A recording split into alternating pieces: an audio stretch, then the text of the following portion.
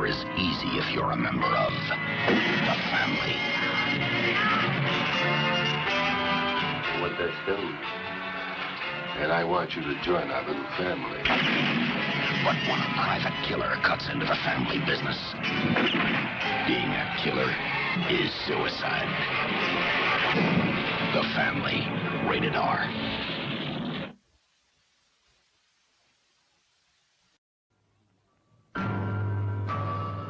今開かれる男の世界、漫談。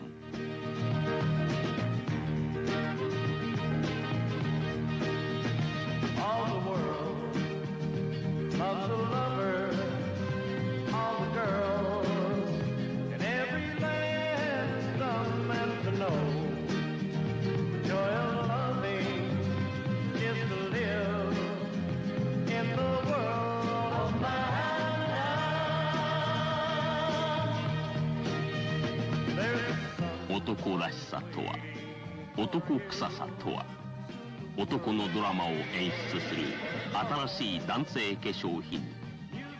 マンダムは男の大衆。マンダム。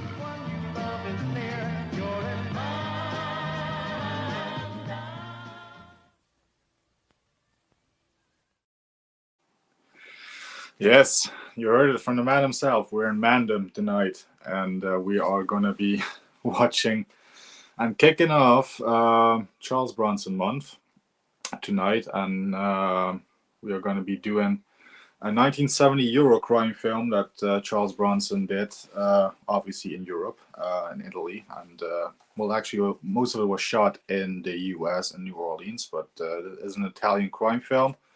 Tonight we're watching Violent City with Charles Bronson, Telly Savalas, and we have to deal with Jill Ireland being in there as well. But anyway, welcome to everyone that hopefully will join me for this one. This is a Bronson favorite of mine. Always great to see Bronson with Telly Savalas. Obviously, they were both together in The Dirty Dozen, which is coming up as another watch party later on this month as well. So yeah, I'll suggest if there are no comments at this point yet, which doesn't seem like there is, or maybe, hang on, because I'm seeing that people are here, but I'm just not seeing any comments. So I just want to make sure StreamYard is not bugged or anything, that the comments are not appearing. Wouldn't be the first time. Oh, no need to check because I'm seeing something come in. There you go. We have Josh here. Hey, Joshua. Young Joshua. There he is. Good evening, indeed. So yeah, now that I know that the comments are working. Yes, it's Charles Bronson. Now throughout the stream, I will announce some further watch parties that have already been booked and confirmed. So far, I think I got 6 in total planned, so I'll be announcing them as we go. Obviously, the one that you guys will know of tomorrow evening is going to be Death Wish 5 with Gareth, Video Tasties. And then the next one after will be next Thursday, but we'll announce that shortly. So this is a pretty short film. This is just over 90 minutes, I think an hour 40 minutes of hey, Words and Pictures is here. There he is. If anyone doesn't have this film on physical media, on this beautiful 88 Films Blu-ray, this film is available on Tubi. So for those that want to watch along, as most of the Bronson films are, there's a lot of Charles Bronson films on Tubi. So anyway, we're just going to hit play on this one. This is the long version of Violent City, which means there's a few scenes where they switch to Italian, but luckily it's subtitled. It's one of those films. But anyway, we'll get into it. We'll get into all the specifics as we are hitting play and in 3, 2, 1, and let's hit play. Yes, go on to Tubi. It's yeah. Oh, hang on. If you're not ready yet, we're gonna wait till Josh is ready. Look at that. The comments are obscuring the image. Yeah, it is on Tubi. Gotta be better for Frank to say. Yeah, this is a great one, Josh. If you haven't seen, you're gonna enjoy this one. This is a kick-ass film. So yeah, well, just let us know when you're ready. I do have another actually. I do have another Bronson Mandem commercial. I found a fair few of them actually. few that I hadn't seen before. So as we're waiting for young Mr. Joshua to get ready, here's another Charles Bronson Mandem commercial. He's done a lot of them.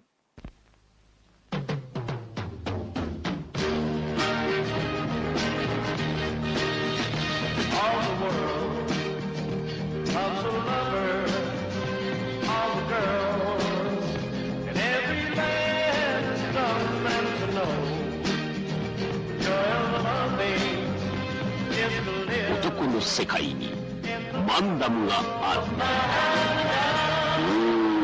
Mandam. Awesome, and I'm seeing that Josh is ready, so we are hitting play. So yeah, it's the opening scene. There's gonna be nudity right off the top, right off the bat, but it's. I think we can get away with this. Obviously, the cameras are blocking the TV a little bit, and as far as I know, you don't really see nipples and stuff. That's the thing that YouTube really has a problem with is nipples. You can get away with bare ass and stuff, but. For those that are unaware, this is not Jill Ireland getting naked. This is when you see the naked bits, it's a body double. There's no way Charles Bronson would allow his wife to be naked on camera. Anyway, hey, Sean is there. Sean McManus. Nudity gets 2 thumbs up. Yes, it does. Even if it is a body double, it's still a beautiful body. So, anyway, yeah, we kick off right away with a great introduction to Bronson. Bronson plays Jeff Heston. Yes, Bronson plays a Jeff. No, don't be making any "my name is Jeff" jokes. Not with Bronson. A hitman who obviously a little bit of a moral dubious figure, but badass figure and character for Bronson nonetheless. Anyway, welcome, Sean. Yeah, let the nymphs be free. So here we go, the opening title sequence. The opening title sequence here is actually done by the same people that did the opening titles for The Good, the Bad, and the Ugly and Fistful of Dollars and all that stuff. So if you're wondering why this title sequence might feel familiar with an Italian genre film, that's why. It's the same team that did the Good, the Bad, and the Ugly credit sequence. It also feels a little James Bondian, this opening sequence, with the camera and stuff. And as we are hearing the awesome opening theme, I should point out that this soundtrack is by none other than the maestro Ennio Morricone, and of course I do have the soundtrack on CD as well. And yeah, it's a great one. It's Ennio Morricone, what can you say?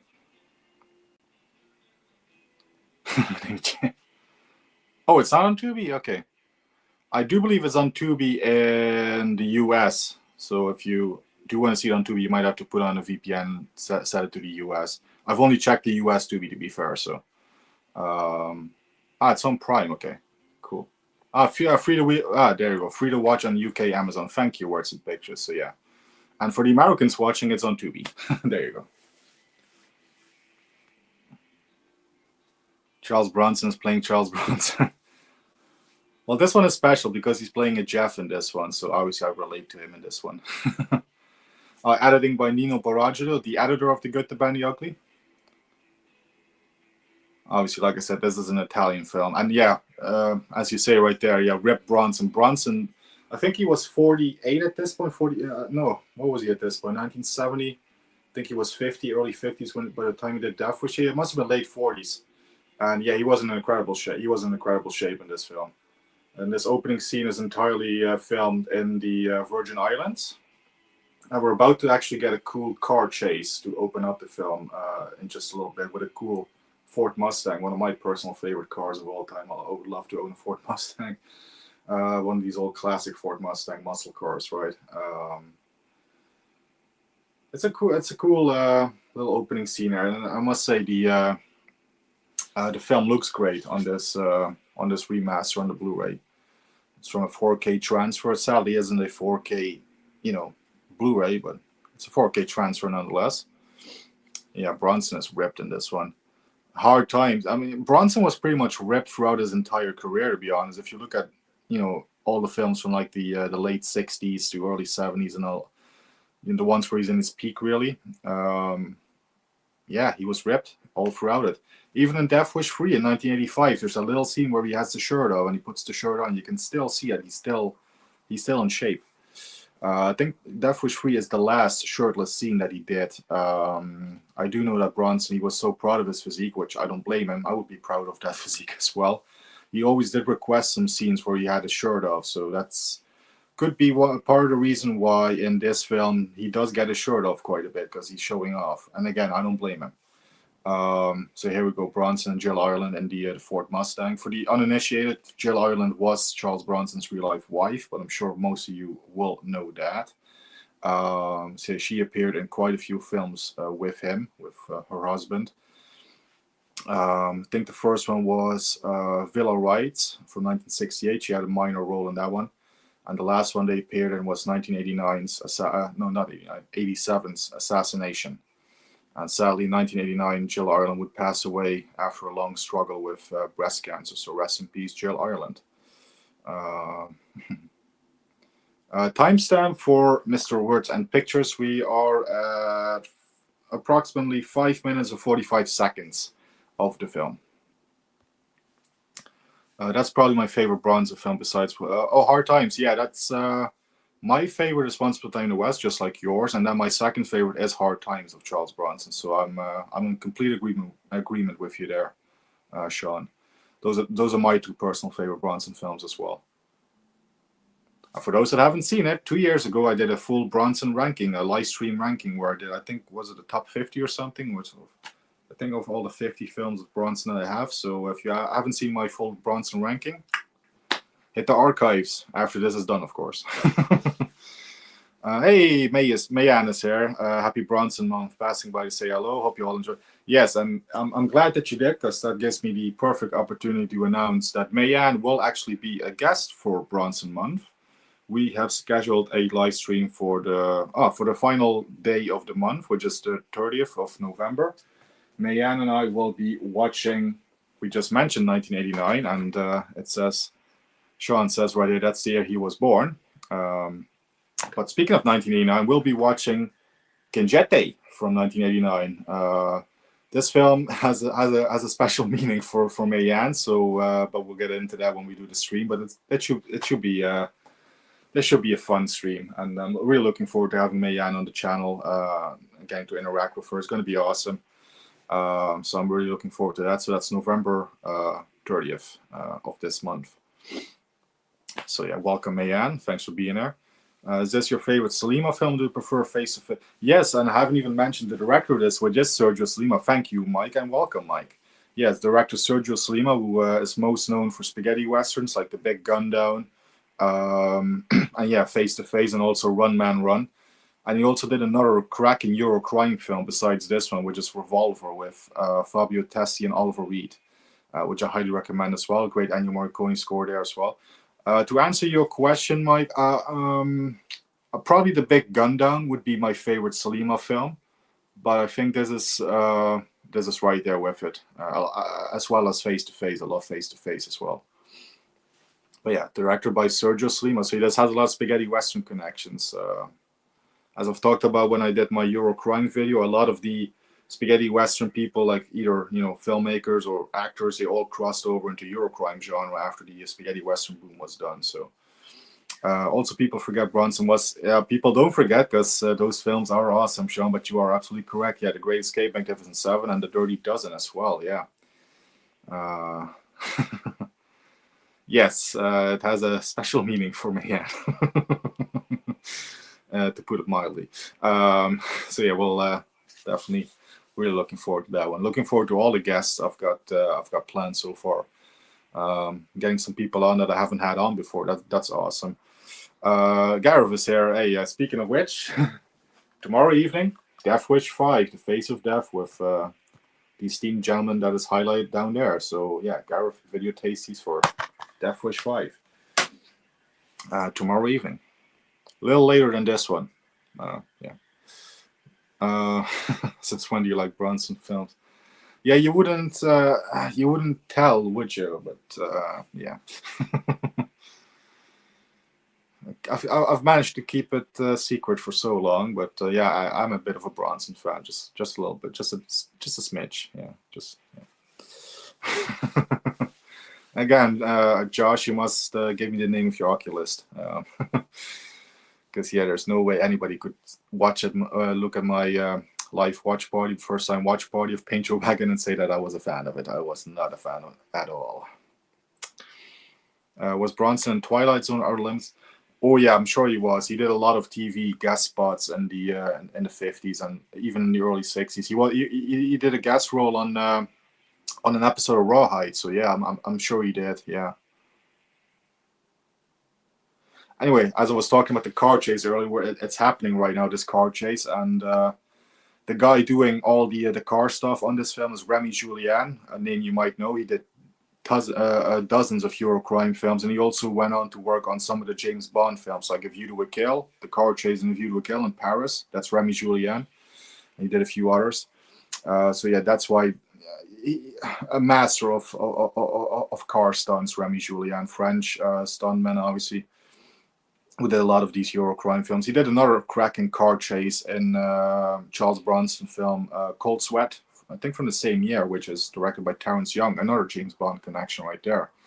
But yeah. Anyway, here's the part where the plot kicks in. Bronson gets double-crossed. I'm going to enlarge the screen for just a little bit, actually. Oh, I can't. Is that because the comments are blocking it? Never mind. All right, there, a nice explosion. We'd go with the big gun down too, but this one is great. Bronson. Yeah, absolutely. Absolutely. No days. Yes, we'll get the Charles Bronson impression shortly.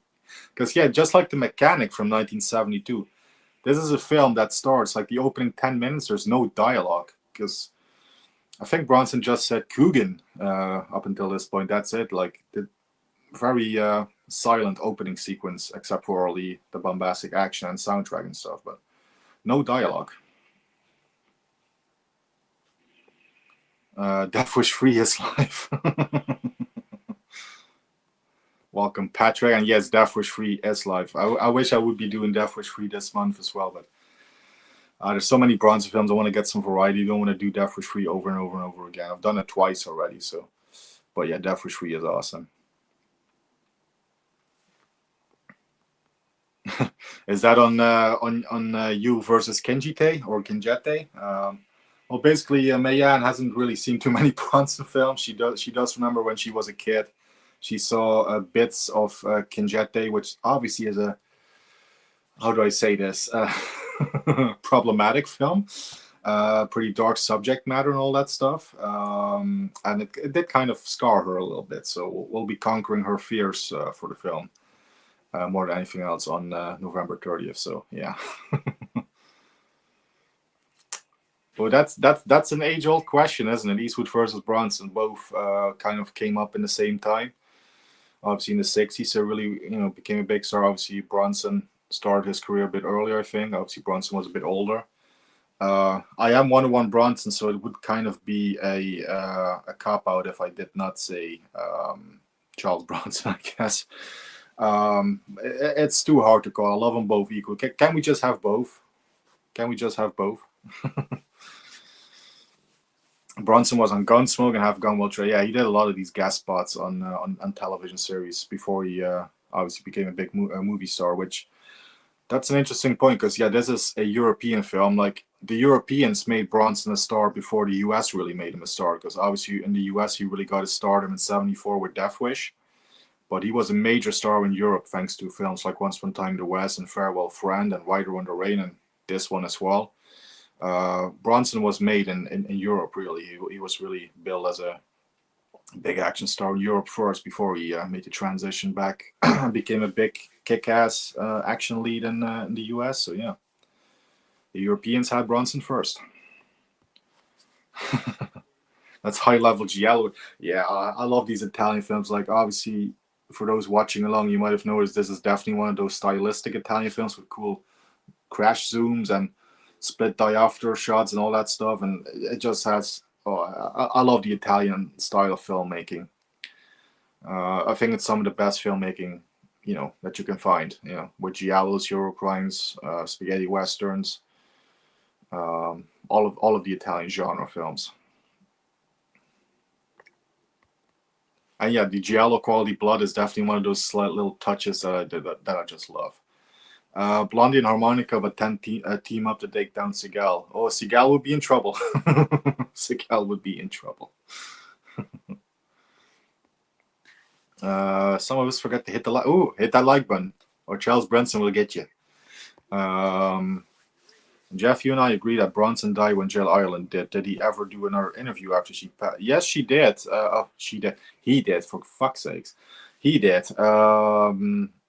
He did it's on YouTube. There's an interview for one of the networks, NBC, ABC, whatever, to promote Donato and Daughter, and then he promoted that he was doing Death Wish 5 as well. So that's mid-90s, definitely after Jill Ireland passed. And he actually does talk about, life after Jill in that little interview. It's like a 5-minute interview.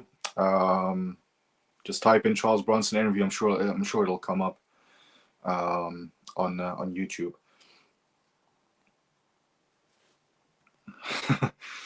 We'll be talking about progressive stuff tomorrow, Gareth, when we have a guy in drag for Death Wish 5. Fucking Freddy Flakes, yeah. Man, I'm loving this so far. I'm glad you are, Josh, because this is definitely a very under the radar, very kick-ass film. But this is the first scene coming up right now where it switches to Italian, because like I said, when this came out in the US, they cut a lot of stuff out from the Italian cut. This version puts it back in, so we do have to deal with the film switching from English to Italian for a few scenes. But again, luckily we do have subtitles for these scenes, because I love Italian films, but I do not speak Italian. I need the subtitles. I can barely handle English. Yeah. And this is where we find out, I think his name is Jeff in this one. His name is Jeff. Yeah. When I first watched this film, it was kind of jarring, when it switches to Italian, but now I'm so used to it, because that's the big Gundown by Sollima does that as well. If you watch that in the full cut, a few spaghetti western and Italian films do that actually. Like, for some reason, the US cut out a lot of important stuff from these films, and then when they're like, "Hey, we actually want the full film," it's never been dubbed, so yeah.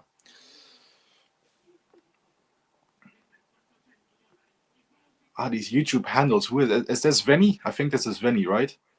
Yeah, I think it is. Welcome, Vinny. Good evening. Why is YouTube doing these handles now instead of the channel names? This is so confusing. So, Josh, did you finish watching Frankenstein? Well, like you said, Sean, I'm sure this is better.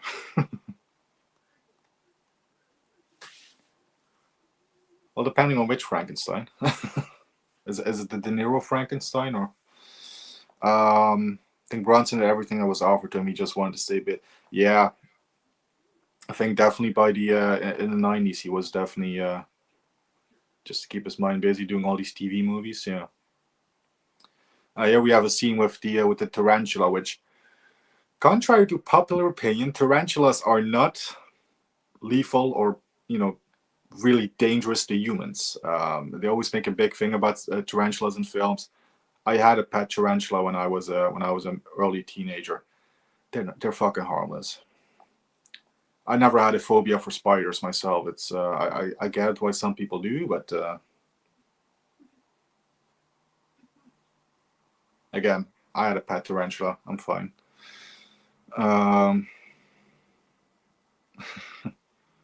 Tut tut. Are we doing Alien Isolation again there, Sean? Hey, Carlos is here. A good buddy Carlos. Jeff, an underrated, yes, absolutely underrated Charles Bronson film. Superb Ennio Morricone score, and Jill Ireland, the most glamorous, bang tidy, yes. This is actually one of the rare examples of a Jill Ireland performance in a film where I don't mind her. She's actually does a decent job in this one, especially the final scene that she had. I think she's great. The final sort of moments with her. Yeah, there's some films where I'm kind of annoyed by her. She doesn't really do the best job of acting and stuff. But some films you just tolerate her more than anything else. But in this one, she's really good. Anyway, welcome, Carlos. It was the new Frankenstein. There you go. Yeah. Okay, there you go. YouTube says, yeah, I don't know. For a while, it was just Gareth that had it, and maybe some other channels. And on my channel was still the full names. And then for a few weeks now, it's just the handles are popping up. It's weird, but oh, we're still Italian in this bit. Okay, hasn't switched back to English yet. I think this is the biggest scene that is in Italian. I think the other is just like little bits here and there. But I did watch this like literally before I'm watching it again now. So the hour and 30 I saw was boring. Okay, is it one of those recent films where they have to be 3 hours long nowadays? Is it one of those films? Bronson did a Fulci film. No, that would have been awesome, but no, he did not do a Fulci film. He did a Sergio Leone film. He did a Sergio Sollima film. But he did not do a Lucio Fulci film.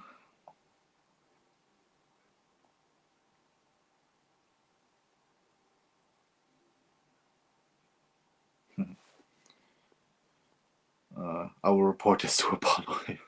I see what you did there. Isn't really a horror film. Okay, there you go. Ah, it's almost 3 hours. It's 2 hours 30 minutes. There you go. Love and Bullets and Assassination. Jill annoyed the hell out. Assassination, I buy her in much more nowadays. She used to kind of annoy me in that, but again, for that one, I think it's a little bit of an intentional factor that she's annoying. But yeah, Love and Bullets, that fucking accent that she does in it. Yeah, the less said, the better. Just came out yesterday on Netflix. Ah, okay. I haven't been on Netflix in like what, 6 months. I haven't even watched season 2 of Fubar. I guess there's no reason because the show's been cancelled, but I haven't even watched that. Watched like the first 2 episodes of that. I'm seeing Predator tomorrow. Got free tickets, so why not? Yeah, I've only learned since a few days ago that there is a new Predator film. That's, yeah, I wasn't even aware of it. People can change their YouTube at name and settings. There you go. Well, mine is at 11 Bronson, but that's obviously tailor-made for me. Okay, so ready for Sean. Part of Badlands was okay, and I mean okay. Okay. Oh. Okay. We're doing Leo Getz from Lethal Weapon now. Yeah. Oh, this is a cool scene. Bronson being the hitman sniper here. I gotta think that this film inspired the Hitman game in some way, because there's a bit in Hitman, the video game, where you assassinate someone on a racetrack, and as we are going to see in this film, a similar scene happens right here, where there's an assassination on a racetrack. You know, I gotta think that the game Hitman took some inspiration from that scene. Bronson would have killed the New York Ripper. Yes, he would have. He should have been the detective in New York Ripper. He should have been the British guy who was also For Your Eyes Only. Jack Heatley. Yeah, he should have been him. That would have been a perfect role for Bronson. Kind of similar to 10 to Midnight, chasing a serial killer, but obviously as sleazy as 10 to Midnight is. New York Ripper is 10 times more sleazier. But I don't mind. I love the sleaze. I love New York Ripper. Yes, From Noon Till 3 is hands down the best collaboration between Jill Ireland and Charles Bronson. Really, really great. Romantic tragedy, western, whatever you want to call it. It's a mixture of a few things, but that's a great. Speaking of underrated, From Noon Till 3, that's underrated. Yeah, not the most watchable one for a watch party, but it's a great film nonetheless.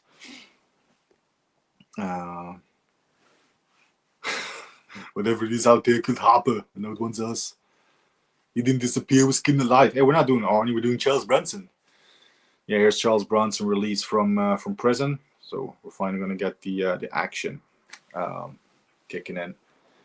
He's going to get his revenge because obviously he was betrayed. Oh,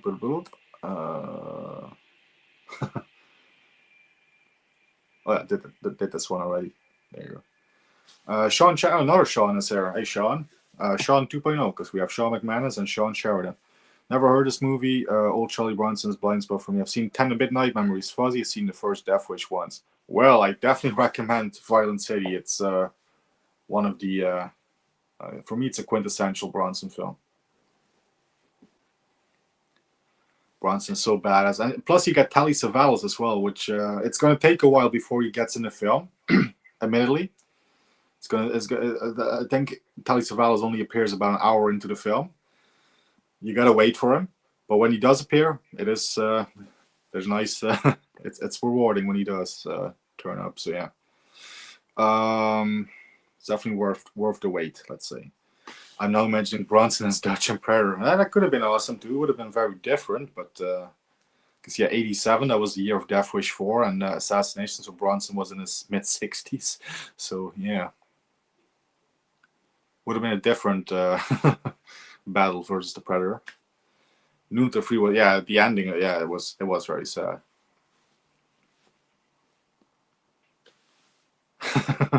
No, Bronson never got to the chopper. No, actually, he plays a chopper pilot in the film Breakout from 1975. So Bronson did get to the chopper 12 years before Arnie did. Before Arnie. Yeah, who loves you, baby? Yes, I do. I love Telly Savalas. I'm gonna get into all the Telly Savalas gushing when he pops up on screen, but I absolutely love and adore Telly Savalas. Everything he pops up in. I don't know. He's always one. I rarely watch TV, but if I did, and if I was sort of flicking through channels, if I saw something with Telly Savalas, I would fucking watch it just because it's him. He's one of those guys, you know. I love Telly Savalas.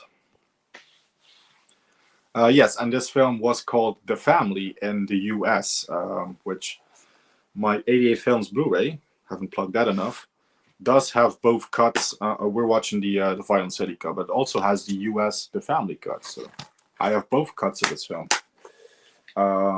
It was called The Family to cash in on The Godfather, because this film, although it was released in 1970 in European territories, this one only hit the US in 1973. So after The Godfather. So if you can tell by the font of The Family, yeah, they pretty much copied the Godfather font. So yeah, didn't do him any favor because this film wasn't as big of a hit in the US as it was in Europe. So yeah, but yeah, that is the alternate title for it, is the Family. And the original Italian title, if I can do my best Italian pronunciation, Città Violenta. That's the best effort I'm going to give it there. But yeah, Bronson is Dutch and Eli Wallach is Dylan. Can you imagine him as Dylan there? Wouldn't have been the most awesome and manliest handshake on screen ever if it was those two. But here we go. We're now in New Orleans. Most of this film is set in New Orleans. Not the only Charles Bronson film, obviously, to be set in New Orleans, because 5 years later, in 1975, we would have the film Hard Times, obviously, most famously also set in New Orleans as well. So yeah, James Coburn is Billy. Speaking of James Coburn, that was Hard Times. Yeah. Do you own every movie Bronson is in? No, not everyone. I own pretty much all the major ones from the time that he became a big star, from like, I guess, the 60s onwards. But there's a lot of stuff in the back catalog, you know, in the 1950s and stuff when he started out, you know, as a bit player and character actor. Really, some of those films I don't have, but from the time he became a star, I pretty much have all of them, with the exception of the Indian Runner. I still have to get the Indian Runner. Excuse me, and the 1986 TV movie Act of Vengeance. I don't have that one as well, but I have seen both of those films. But with the exception of those two, let's say from 1968 onwards, I have every Bronson film, except with the exception of those two. I think here we're gonna get a cameo by, yes, there he is. The actor right here, the mechanic, is played by the mechanic, not to be confused with the Bronson, the mechanic film. But no, the mechanic guy played here is played by George Savalas, who is Telly Savalas' brother. And this is the Savalas that has hair. Or is it a toupee? I can't tell. But yeah, he definitely has the facial features of Telly. He's a bit more pudgier and stuff. But yeah, this is Telly Savalas' brother right here. It's pronounced Norleans. There you go. You've been hanging out with Alucard too much, Gareth, I think. Telly hated his smoking and was always trying to quit, hence the lollipop in Kojak. Yeah, in this film he does still smoke. This was, I think, before Kojak. When did Kojak start? Although definitely also in the 70s, but what was the specific year that it started? I think even after Kojak, there's still one or two films where he does smoke in. But yeah, that was the reason for the lollipop. Yeah. Let's see, Kojak. Oh, Kojak started in '73, so yeah, 3 years after this film. So he wasn't quite Detective Kojak just yet. Yeah, it was '73. Now this bit right here, when Bronson drives across this huge, long bridge, this reminds me of the bridge from True Lies, but it can't be that one because that was in the Miami Keys or in Florida Keys, right? And we're now supposed to be New Orleans. I think he's driving towards Michigan in this scene. I think in the next scene takes place in Michigan. If I can I enlarge the? No, for some reason I cannot enlarge the screen. But no, this reminds me of the True Lies bridge. The bridge is out. You know that scene? Yeah. Probably not the same bridge, but it does remind me of that one. And yes, Bronson also did star in a television series. I've seen a few episodes. There's a few episodes on YouTube of that actually. But yeah, Man with a Camera, late 1950s TV series, 2 seasons. Yeah, Charles Bronson starred in that TV show. Kind of one of his first big, really, kind of projects that he did, where he was the main star. Yeah, it's Mike Kovacs, the camera detective. Yeah, well, from what I've seen of it, it's a pretty good series. I wouldn't mind getting it on. Oh, there you go, DVD release. There you go. I might have to look into that. So yeah, this is what I was talking about earlier. The assassination sequence on the racetrack where Bronson sets up a hit and kills a race car driver, who obviously is the guy that portrayed him in the beginning of the film. There's a level or sequence, whatever you want to call it, in the Hitman video game from 2016, where or was it Hitman 2? Anyway, one of the Hitman games, where there is a very similar mission or objective where you have to kill a target at a racetrack, and I can't help but think that they took the inspiration from this film. It's gotta be.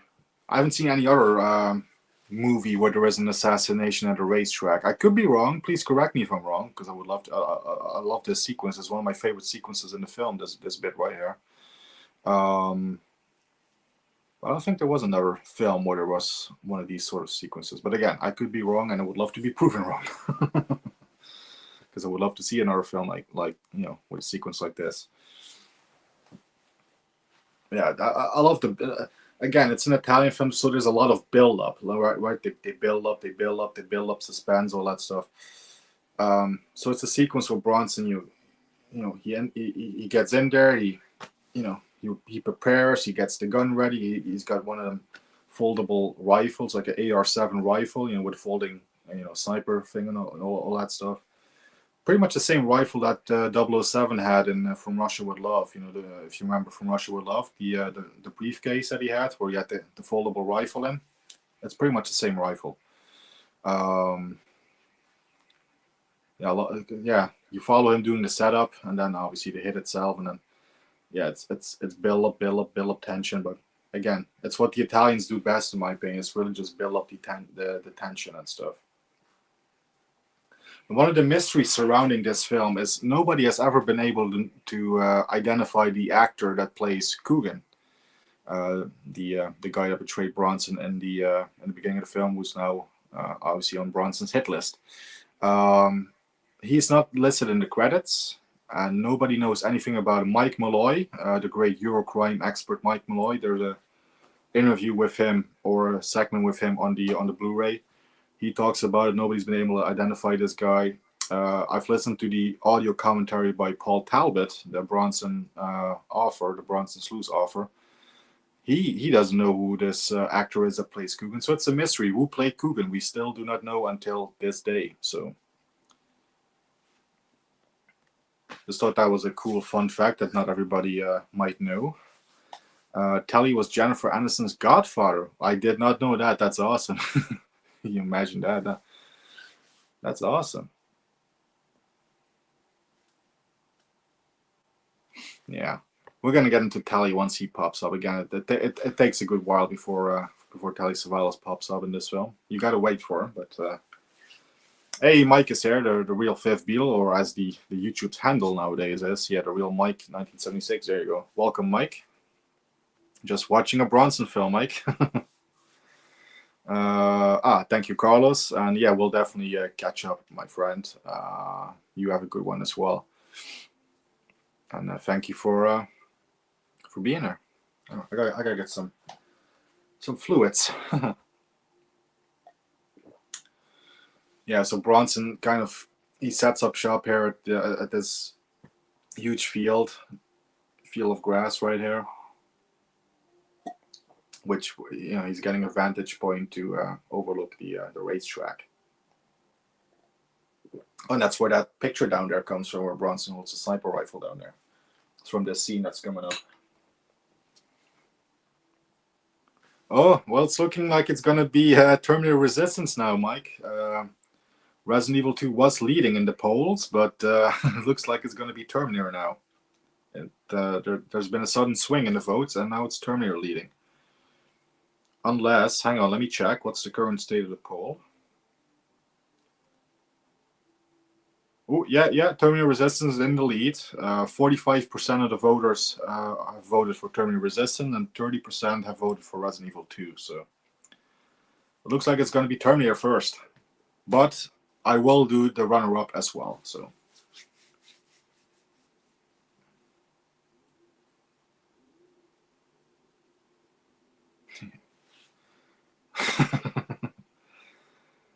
Terminator Resistance shouldn't be too long to finish, so we'll be getting to Resident Evil quickly.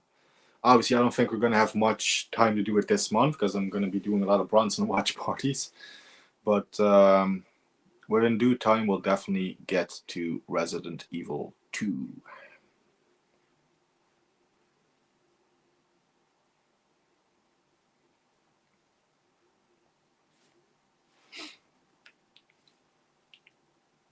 So yeah, again, we had a great car bit at the beginning of the film. Now we get some race footage as well, which is, yeah, a lot of car stunts in this film, which is definitely a staple of Eurocrime. This is actually one of the earliest Eurocrime films of the proper polizioteschi films that we know. That took a boom within the mid-70s with films like Almost Human and, just name them all. It's the Umberto Lanzi ones, with Maurizio Merli and all that stuff. 1970, this was one of the first, really, of that big boom of the Eurocrime boom. Charles Bronson, to answer your question, Mike, was of Lithuanian descent, but he grew up in Arundel, Pennsylvania, as I think the 11th child or something. There was a big family there, and the son of a coal miner. And Bronson entered the coal mines himself when he was a very, very young child. So he started working the coal mines. So yeah, of Lithuanian descent. His original name is actually Bashinsky and not Bronson. Not many people might know that, but his original birth name is Charles Bashinsky and not Charles Bronson. Bronson was the name he took when he started being successful in Hollywood. And of course, in the 50s, there was a little thing called the McCarthy hearings and all that stuff. So he didn't want a name that sounded, like a Red Scare name, right? So he changed his name to Bronson.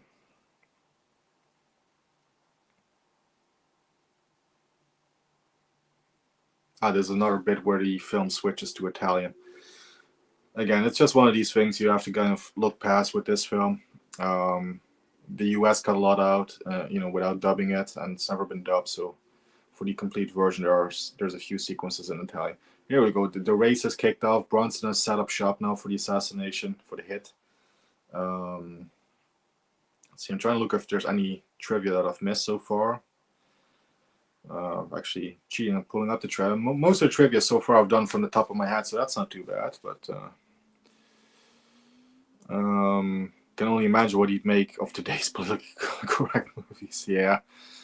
I wonder what he would make of his double, of his lookalike, what's his name, Bronsky. Yeah, what's his Kovacs, Robert Kovacs, yeah, Robert Bronsky or whatever his name is, however he calls himself, yeah.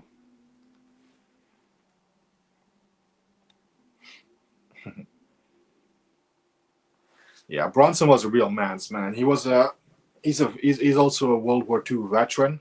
We should point out. I think he was injured in the line of duty and all that stuff. On the battlefield. I think he won a Purple Heart. So again, I'm doing this off the top of my head. Well, yeah, the receiver of Purple Heart and all that stuff. So yeah, Bronson was the real deal. The reason why he acts so tough in films is because he just was the real deal. He was tough. Growing up, in Pennsylvania, working the coal mines as a young kid, World War II, all that stuff. That kind of stuff makes a guy fucking tough, So, yeah. Or, to quote one of his films, those are some hard times. Never mind.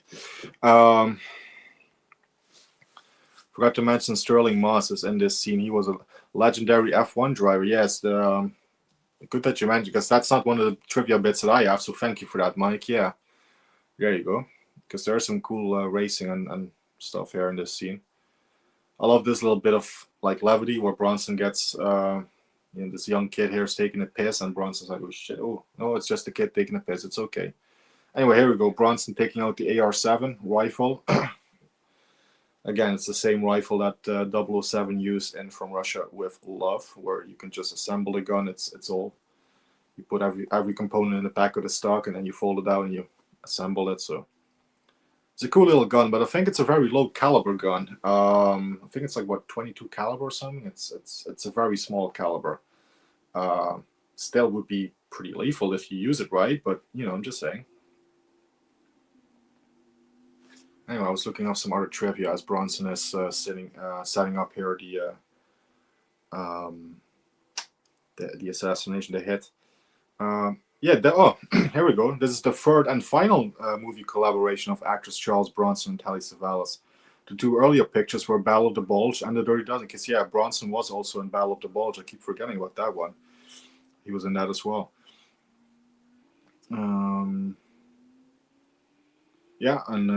Does mention here that Telly Savalas' brother George is in this, uncredited, but I did know that. This may be an interesting one. The original choices for Bronson and Jill Ireland's characters, because Bronson and Ireland were not the original choice for this film. Director Sergio Sollima and the writers of this film actually intended to have this film star John Voight and Sharon Tate. Because this film entered production in the late 60s. Sharon Tate was obviously still alive. May she rest in peace. And I kind of keep thinking, if Sharon Tate maybe took this film, because filming must have taken place in 1969. If Sharon Tate did this film, would she maybe still be alive? Maybe a conspiracy theory, but, maybe. You never know. But, Fate had other ideas, obviously, and sadly for Sharon Tate. The film ended up being a Bronson and Jill Ireland vehicle. So but original choices were John Voight and Sharon Tate.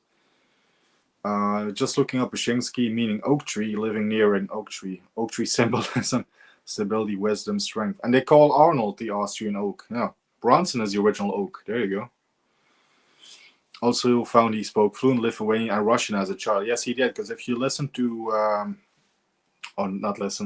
do less, but if you watch one of his first films, he does have a little bit of an accent. He practiced his unusual style of speaking, the unusual enunciation of certain words. He did that to hide, sort of traces of Lithuanian and Russian accents. So and that's why Bronson talks like he did.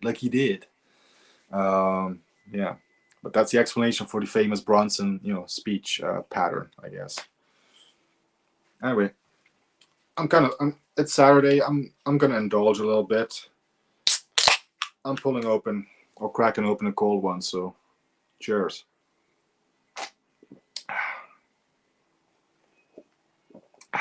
Having a beer. I haven't had one in a while. Speaking of alcohol, Bronson wasn't much of a drinker. Bronson didn't really drink beer. The only thing that he would dabble in, if he did have an alcoholic beverage, was this little rice liqueur that he was fond of, that he was partial to. Other than that, Bronson wasn't really a drinker. Bronson really stayed, obviously, as we see from the numerous shirtless scenes in this film, he stayed very fit and very healthy and all that stuff. So he rarely indulged. He was a smoker though, so obviously, wasn't everyone back in those days, but yeah. Wasn't Sharon Tate pregnant at the time, so she probably. But that is also a good point. Yeah, that's definitely how she's portrayed in Once Upon a Time in Hollywood, isn't she? By Margot Robbie, towards the end of the film, at the ill-fated night where Charles Manson would have struck. Yeah, in the film, she's pregnant. I don't know if she was pregnant in real life. Again, I've only seen that film on Sharon Tate. I don't really know too much about her other than that. But yeah, that is a good point, though. I think she was pregnant, actually. Yeah. Cheers. Yeah, I can understand because I think what am I 7 hours ahead of you, May? So I can understand you wouldn't have a alcoholic beverage at this point. So it's 9:30 for me, so that would be about 4 or 5 for you at this point. No, a little earlier, right? Yeah. I can understand why you wouldn't crack open a alcoholic beverage.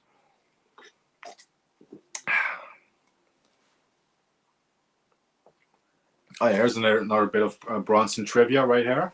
The actor that is in the scene with Bronson here is Michel Constantine, I think his name is. He would appear the same year with Bronson in the Terrence Young directed film Cold Sweat, which is another great film. That's another one I wouldn't mind doing at some point, Cold Sweat. It's a cool sort of like mystery thriller directed by Terrence Young with him and James Mason in that film. Which is a really good one. I do recommend Cold Sweat as well. Oh, there you go. It's 3:22. I was way off. There you go. I'm going to church. Yeah, definitely. Although there's wine in church, so you get a little bit, but it's holy wine, of course. But yeah, 3:22. There you go. Yeah, it's a good 7 or 8 hours difference right there with the time zone. Yeah, that's right. Because we scheduled the stream that me and Mayan are doing for 11 p.m. and that would make it 5 p.m. for her, I think. So yeah, it's crazy these time zones. It really is. Imagine doing a stream with someone from Australia. They're like a day ahead. It's weird. Yeah. There we go. The reappearance of Jill Ireland. And awesome that you have tuned in, Mike. Welcome, Mike. Mike's DVD and Blu-ray collection. Mike will be joining me this upcoming Friday for... Where is it? Hang on. I could just point up there, but I see that the thing is obscuring it. But Mike is joining me for the original Death Wish from 1974. So we have Death Wish 5 tomorrow with Gareth, and next Friday it's the original Death Wish with Mike from Mike's DVD and Blu-ray collection, which I'm really looking forward to as well. Wine for after sounds perfect. Yeah, you can't go wrong with some wine. Unless it's with fish. You should not have red wine with fish, as Sean Connery would tell you. How's it all going? Larry. Awesome that Larry popped up because Larry will be joining me. Hang on, got to get the correct date. Larry will also be a guest for one of my Bronson watch parties this month. It's for November, the 24th. That's on a Monday. Larry will be joining me for the 1977 Cold War thriller by Don Siegel, Telephone, in which we have Charles Bronson versus Donald Pleasance, Bronson versus Loomis, which will be another great one, and it's another one I'm really, really looking forward to. I'm looking forward to all the ones that I've got planned so far. They're all going to be fantastic. I just know it. It's so I'm very, very psyched, very hyped for all the streams. But welcome, Larry. Sister in New Zealand, so yeah, she's in a few. Yeah, New Zealand, Australia. Those are the most craziest of time zones right there. It's yeah.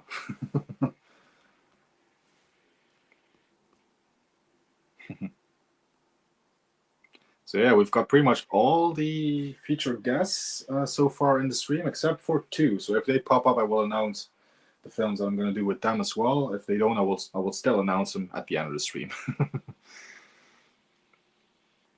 Shall be 6 times.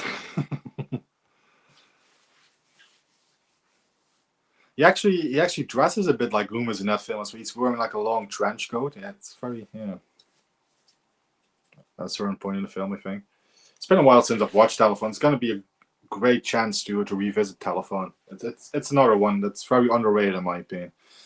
Hey, Ian is here. Haven't heard this. Welcome, Ian, by the way.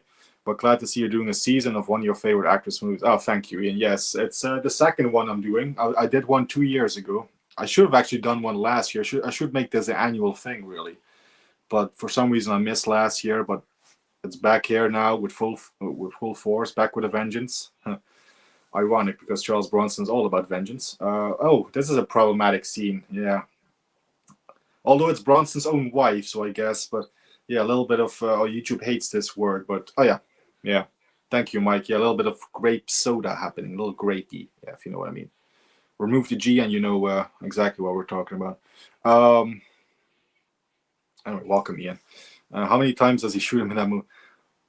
No, not to spoil too much, but I don't think Bronson shoot. No, Bronson does get. Yeah, it's got to be Bronson with a gun at some point, but I don't think he. Not in the finale with Pleasant. It's a different kind of confrontation, from what I remember. Oh yeah. Luckily, the grape soda gets foiled here by some other punks, some muggers, as Bronson would say.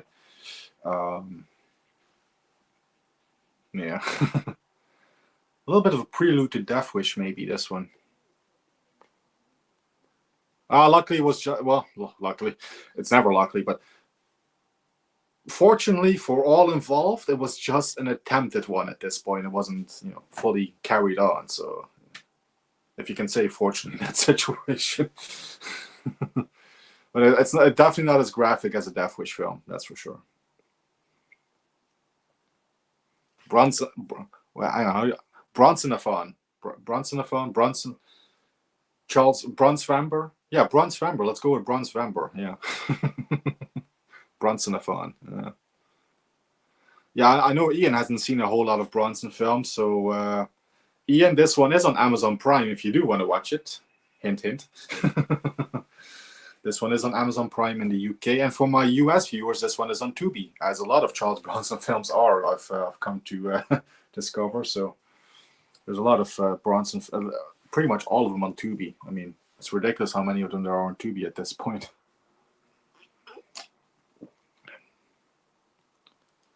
Yeah, we're about. Let's actually get a timestamp for everyone. Yeah, were some pictures asked for earlier. We are now currently at about 52 minutes of this film. 52 minutes, 15 seconds ish at this point. We are not too far off from getting our first appearance from Mr. Telly Kojak Savalas in this one. Who loves you, baby? So yeah, we're finally getting to Telly Savalas in a bit. I must say also, I haven't really commented on Bronson's costume in this one and Bronson's look. Obviously, he's got the kind of short hair, a little bit longer on top and stuff, a little longer in front. Obviously, he's got the great, awesome, iconic mustache. But I love the costumes that he wears in this one. He wears like these cool brown, like suede jackets, whatever they are. They look really cool.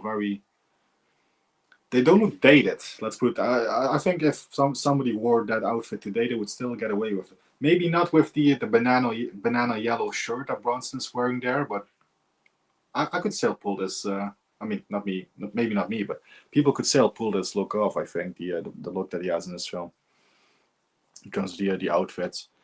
Looks like Jason. Who's Jason King? Hang on, I gotta have an image of him to make that comparison. Jason King. Why is that not ringing a bell? Jason King. Jason King is a TV show.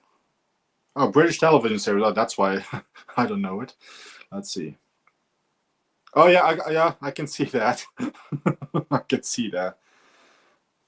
Not as cool of a mustache though, but I can definitely kind of see it. Yeah, that's much more of a thicky 70s porn tash that dude has there. Bronson obviously has more pencil thin, sort of Mexican style mustache, maybe, I guess. Oh, guy, yeah. Oh, this guy's, yeah. Bronson's buddy in this one here, Michelle Constantine. He's addicted to heroin. He's about to shoot up some. Don't do drugs. Listen to your Uncle Jeffy, kids. Don't do drugs. Drugs are bad, okay? I do not condone it. On the other hand, if people want to do that, it's their business, and but still.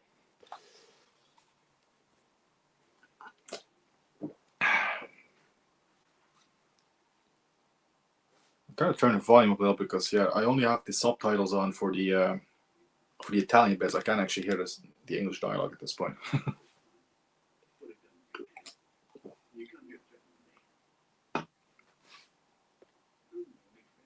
But yes, this is available on Amazon Prime. So let's see. Oh yes, the music by Ennio Morricone, which obviously we've talked about because everybody knows how much of a Morricone nut I am. I love his soundtracks. Quentin Tarantino used part of the soundtrack or just little cues here and there in Django Unchained. Most notably in the scene where Dr. King Schultz and Christoph Waltz and Jamie Foxx as Django, they at the beginning of the film, they're sitting at the saloon before we get the scene, get the marshal, get the shower, all that stuff, before he shoots the sheriff on the street. During that scene where they're talking about bounty hunting, that's when a cue from this film plays. So that's a little bit of trivia as well. Not everybody might know. Oh yeah. I would consider this more trivia for a different film, but it applies. This is the last film that Telly Savalas and Bronson did, but it could have been their penultimate film because it says here Telly Savalas was actually considered for the role that was played by Lee Marvin in the film Death Hunt from 1981. So there could have been another Charles Bronson and Telly Savalas team up.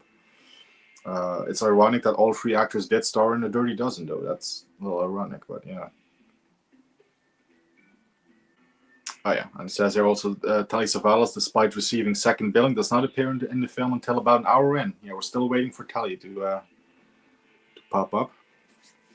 And Mike says Violent City, one of Charlie's best. The US kino release is very nice. Yes, I think the US kino release is pretty much identical to the UK 88 Films release, because I think it actually was a collaboration between the two companies.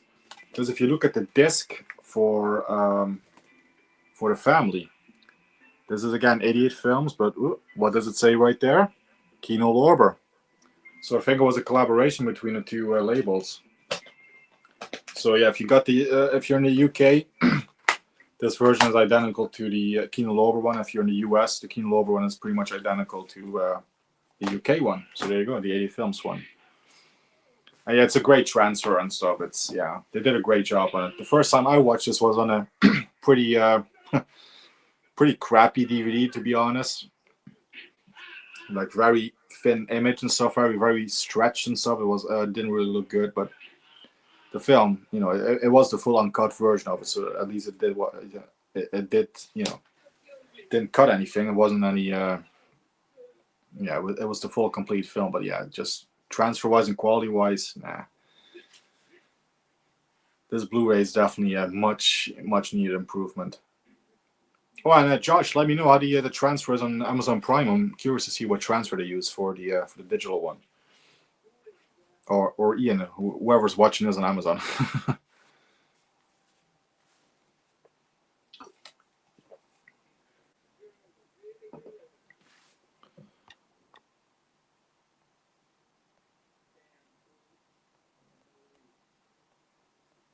Yeah, I still can't.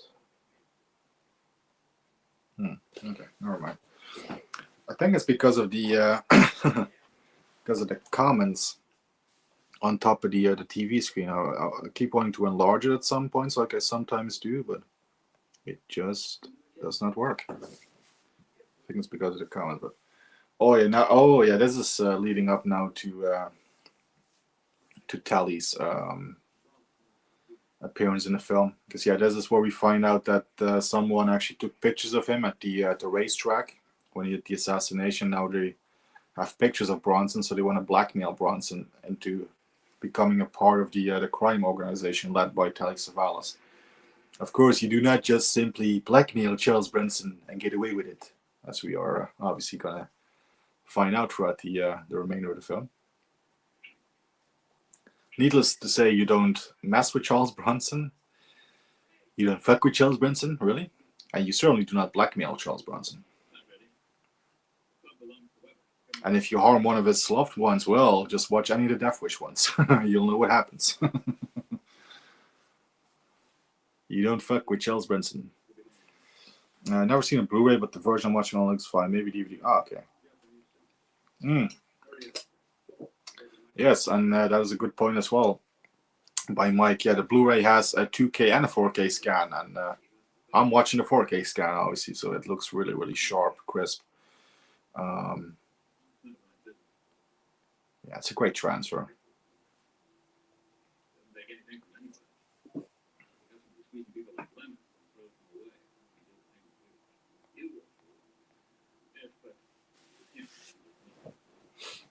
Let's see. Yes, it does mention also the trivia about that Michelle Constantine guy who was also in Cold Sweat.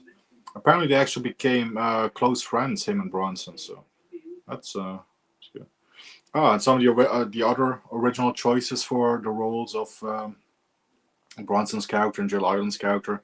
It says that Tony Musante and Florinda Balkan. Tony Musante, people might know from The Bird with the Crystal Plumage, The Mercenary, 1968 spaghetti western by Sergio Corbucci. Florinda Balkan might be known to most people from Don't Torture a Duckling or Lizard in a Woman's Skin, both Lucio Fulci films. So those were another. Those two were another pair of actors that was considered for this. Let's see.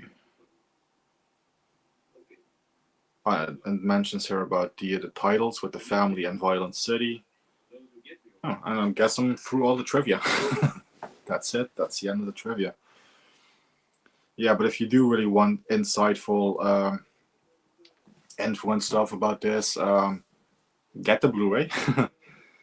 No matter which version, the US one or the UK one. There's a fantastic audio commentary track on there by Paul Talbot, who wrote the Bronson Sleuth books. I was listening to it earlier as well. He has some brilliant insights and stuff. So, but here it is. The moment has finally come. We have the introduction. Finally, we're now exactly 1 hour in the film, and here is Telly Savalas. You shouldn't tell Daddy lies. I love this guy. Now I can finally talk about something. I've loved Telly Savalas ever since I've seen him in the James Bond film On Her Majesty's Secret Service. Right, that was definitely the first thing I saw Telly Savalas in, and I've loved the guy ever since. He's my favorite Blofeld. I like him a bit more than Donald Pleasance. Certainly more over Charles Gray. But yeah, I know anything I've seen this guy in. I mean, The Dirty Dozen, this film, obviously. Escape to Athena with Roger Moore. Oh God, there's so many. Obviously, I've seen a few episodes here and there of Kojak. I just love and adore Telly Savalas, and yeah, it's just great to see him in this film. It's great to see him share the screen with Bronson again, especially after watching The Dirty Dozen. So I love Telly Savalas, man. He's another one of those guys, just like Bronson, just like a lot of people from this generation. These guys just don't exist anymore. There is no Telly Savalas now. There is no Charles Bronson. Yeah. We don't have these actors anymore.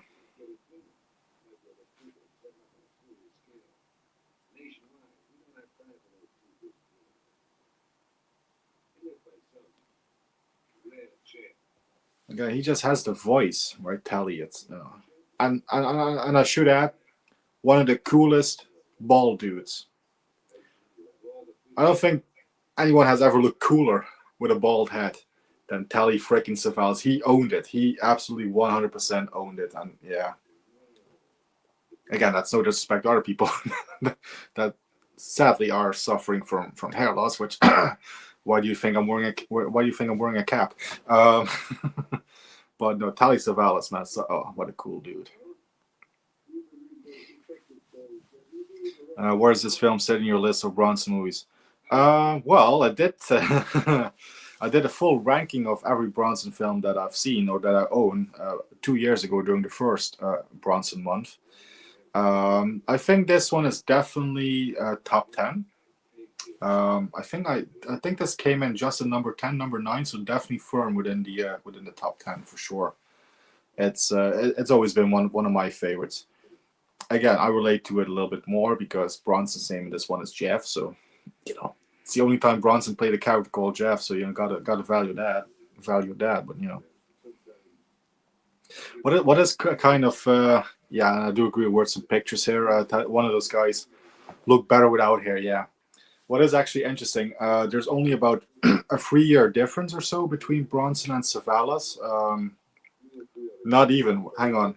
Savalas was born in 1922. I think Bronson was born in 1921. So there's only a year difference between them.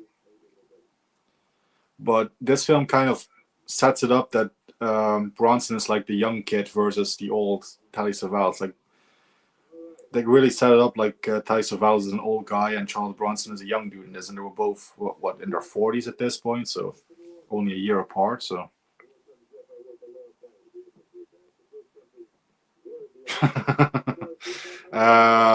no, I can safely assure you that's not the case. That would be cool though. But no, yeah. What I was saying, Savalas constantly refers to Bronson. Oh, my boy. Oh, you're a young kid. You don't understand. Yeah, that's my lame Telly Savalas impression. But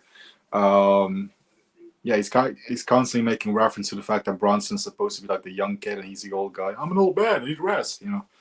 But they were only a year apart, so not the craziest age difference in the film ever. I mean, there's a Steven Seagal film called Driven to Kill, where the actress that plays Seagal's wife is actually a year older than the actress that plays Seagal's daughter from that wife. So, yeah, that's that's probably the most craziest age difference there that I've come across. Yeah. Oh no, wait, it was the other. No, the daughter was actually a year older than the actress that played the mother. So yeah, figure that one out.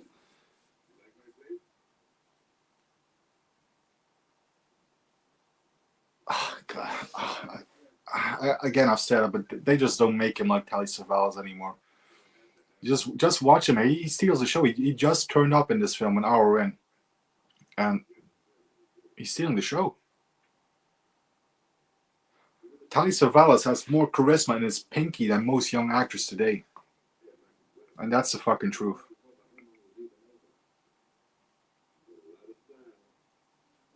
Oh, we got some more naked Jill Ireland. Well, no. This is the body double. It's not really Jill Ireland. But we got more nudity coming up. That's luckily not showing up right there. But, yeah. For those that are watching along, enjoy.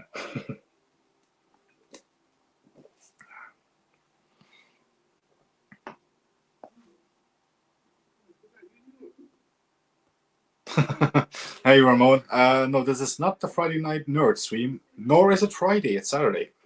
So you're not even on the wrong day. Anyway, welcome, Ramon. I'm sure Ramon is a fan of this one. Thank you. Yeah, I think it's about Telly Savalas. Yeah, absolutely. A bit like North by Northwest, with Cary Grant being only 7 years younger than the actress who played this. Yeah, that's a good point. Yeah. That is another one of those crazy age differences, which doesn't really make a lot of sense, but yeah.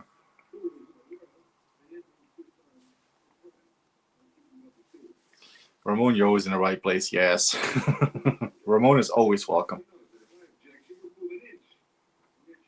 I'm an old man, I press once in a while. I freaking love Telly.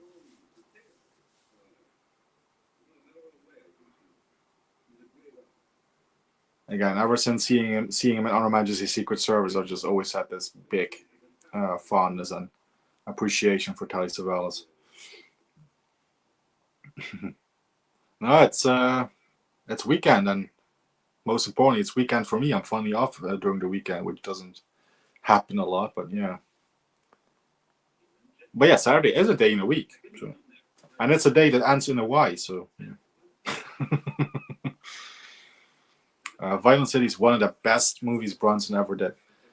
And that's coming from Ramon, the Dutch film buff, who has high standards, to put it mildly. So if you don't believe it from me, believe it from Ramon. And I absolutely agree. Surprisingly, I haven't seen it before. Ian, I should do a. Oh, hang on. I've done a recommendation video on Bronson films. I know that you haven't seen many Bronson films. I have done a video where I recommend obscure Bronson films and great films for newcomers. So that's on the channel. Go check it out. I think this was part of it. This particular film. Oh, we're back in an Italian part of the film again.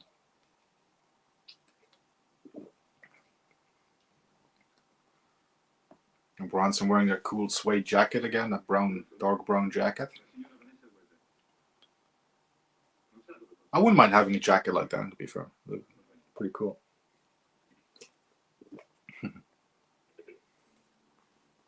Cheers, Ian. Yeah, I've done a lot of Bronson content over the years. Luckily, it's all sort of organized in playlists, so just look at playlists if you want to find Bronson content. So shouldn't be too hard to find if you go to the playlist. I love this bit here in this section in the film where we go to this. I guess it's an old. What should we call it? Plantation house. I think so, right? Yeah. In the bayou of New Orleans, as Gareth pointed out, is the way you pronounce it. Speaking of which, Gareth is about to go live in 10 minutes, I think. Well, we got some sequences on the bayou. Obviously, we're in New Orleans, so it's got to be some bits in the bayou. And this is where Bronson, in a few minutes, will get to show off his physique again. He's going to take his shirt off. So yeah.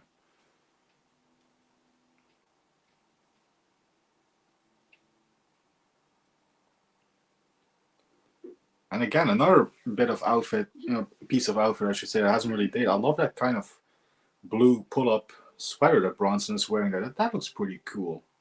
I could pull that off. Okay, that hasn't aged well. Bronson slapping a woman, but again, it's Jill Ireland. It's his wife, so. Did Telly Savalas ever have? I don't think so. I think he's pretty much always. Maybe he had a little bit of fur on the back of his head, but no, I think pretty much he's always been bald. Hang on, I thought I caught a glimpse of Jill Ireland's nipple there. Must be imagination. Because yeah, Bronson was pretty firm on Jill Ireland not actually being naked, so yeah, must have imagined seeing that then. Own this on video, Blue Underground DVD, Old Dutch DVD, and now I own an Italian Blu-ray from Carlos. Ah, there you go. Yeah, awesome. I think I know the exact one too. Has that bit where Bronson's on the ground with the burning car with the Luger in his hand. Yeah, it's that one.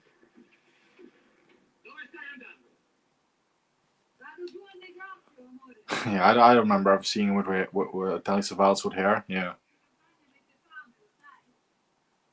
Yeah, again, Bronson shirtless. Again, this dude was creeping up on 50, and yeah, the physique on him, yeah. Most of us could only aspire to, really, yeah.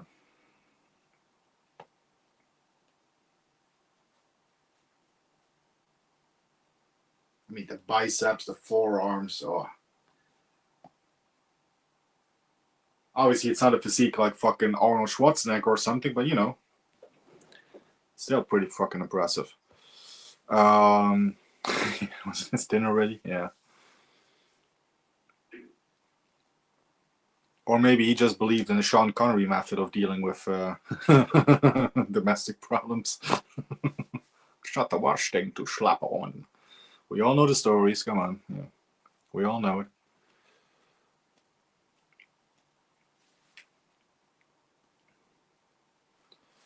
I did look up hair on Telly. You can find some very old. I gotta find that right now. I gotta find Telly Savalas with hair. Hang on. Because I've never seen him with hair.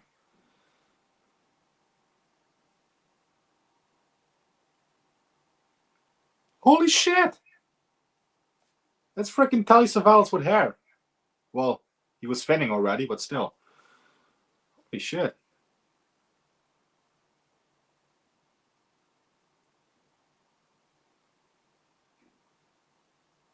Okay, well, now I've seen it all.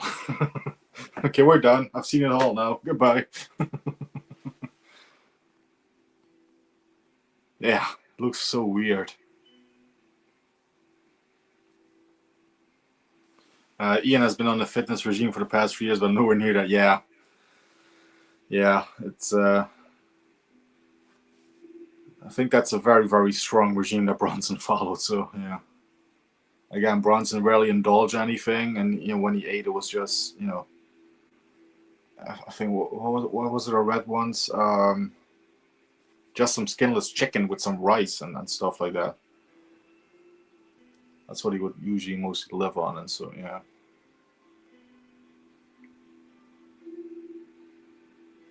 Here we are on the bayou. Is this old boat? Is this the same one from Live and Let Die? This could be the same bit of bayou where Live and Let Die filmed. I'm just saying. Bronson clearly had very good genes. That saying "cut from granite" was made. Yeah, absolutely carved out of a fucking stone. He was. Yeah.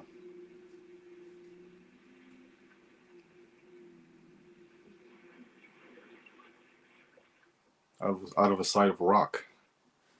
Sean Connery sounded like, "Are you dishing my Sean Connery impression, man?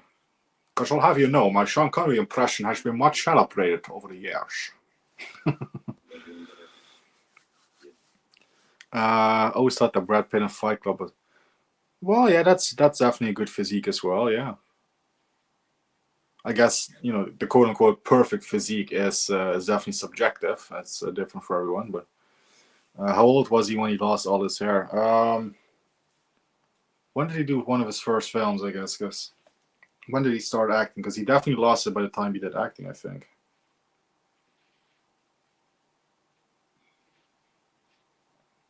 Hang on. When did Telly Savalas' career actually start?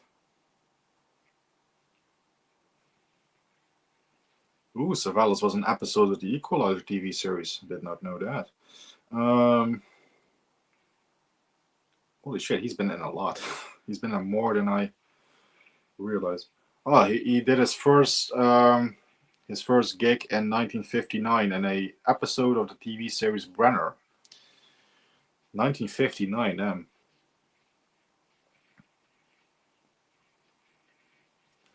think maybe around there. I guess this will be my answer, because yeah, definitely by the time we get to the mid 60s, where Dirty Dozen was a thing, he was definitely already fully bald. So yeah. So Major Dundee. I do like Major Dundee. I got that on Blu-ray. Peckinpah Western with Heston Harris, really cool. Yeah, it's pretty good. It's a really good one. I enjoy it.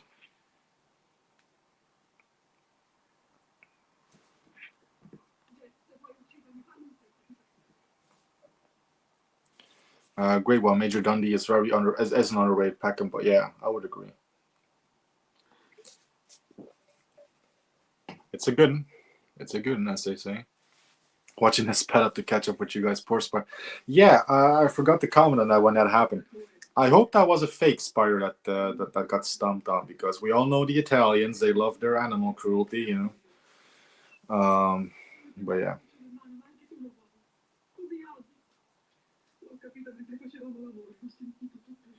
The Italian dialogue is loud. This is coming up loud now.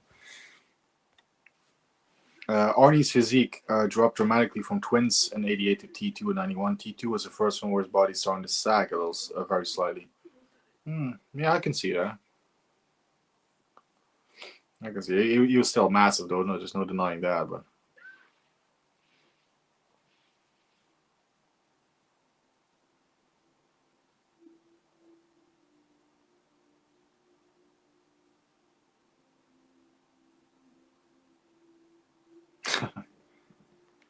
yeah, it's one of the things the Italians are kind of known for, especially if you watch the cannibal films. Yeah. That poor turtle in the Cannibal Holocaust.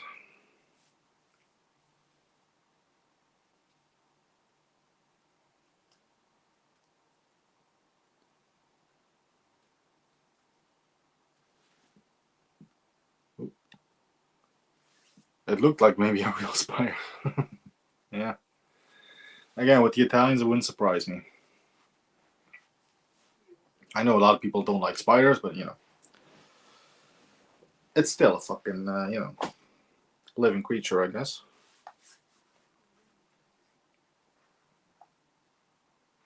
And again, Bronson is shirtless. We should do a drinking game. Do a shot every time Bronson is shirtless. Now, that's maybe not the best idea, because again, he requested those shirtless scenes.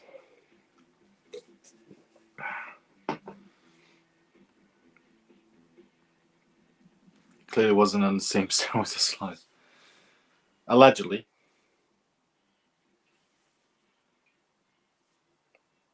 Yeah, I don't blame you. I don't blame you.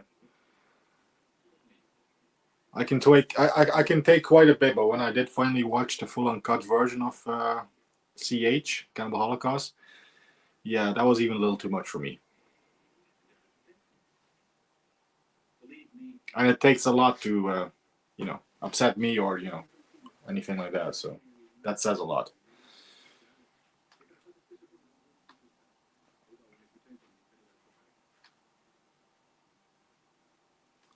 I think he'd done enough for this. Well, yeah, Arnie, yeah, that's true. Yeah. Yeah, nobody gives a shit about cockroaches, yeah. Fucking cockroaches, as Tony Montana would say. Johnny Pepper. No, I'm doing Tony Montana. Not good. We're doing Bronson.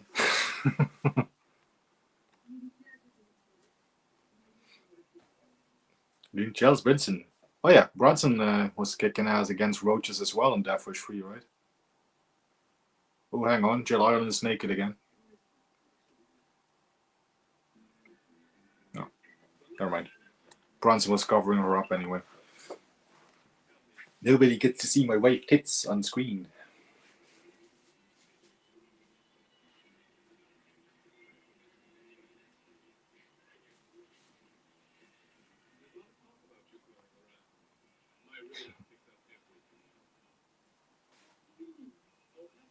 Let's see. Ian is watching this on speed up. So Ian, if you are trying to catch up, we're now at the 1 hour and 22-minute mark ish. So don't have much to go. We're definitely getting up on the third act of the film now. So as the clocks chime outside, if you guys can hear that. I guess it's time for Gareth to go live. So if you guys want to see Hooters, go to his channel. Or, well, there's scenes in this one with Hooters, so guess, you know, make a choice. Mike has made a choice. Love to look at sexily. We got Jill Island right here. How can you say that? I don't blame you. Gareth probably has a few more sexy ladies than just one, and more you know, bigger Hooters and stuff. So yeah. Anyway. Ian is saying here, if you've seen one Sports Illustrated, you've seen it. Well, that is also very true. Can't blame you. Let's troll Gareth now that I have access to my phone. Let's invade his live chat. Let's fuck with Gareth a bit. Hang on. Can you pick it up and continue? Oh, yeah, here it is. Gareth does have some. There you go. Josh, you rat. Josh is in the chat.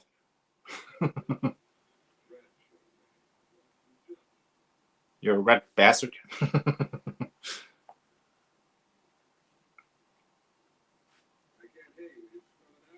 Mike is there in the chat.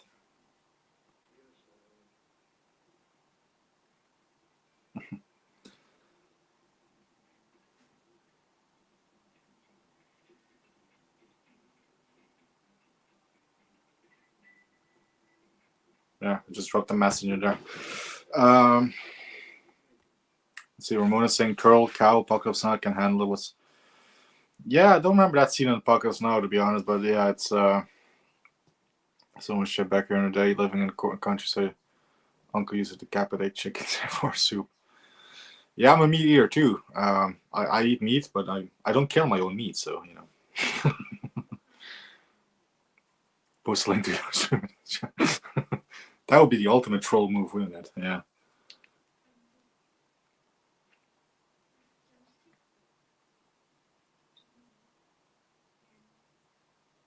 Josh has been gone for an hour here. What the fuck? Josh, you rat bastard.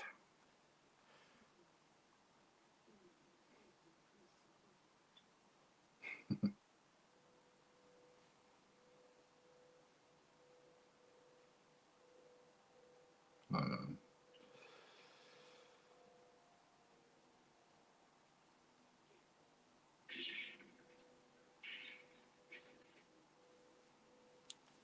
we go. Who needs Hooters when you got Bronson?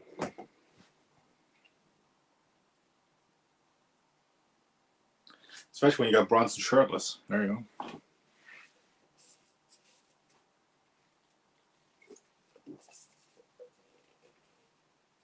Ah, his friend Kalain is dead. Well, I guess spoilers for people who haven't seen it.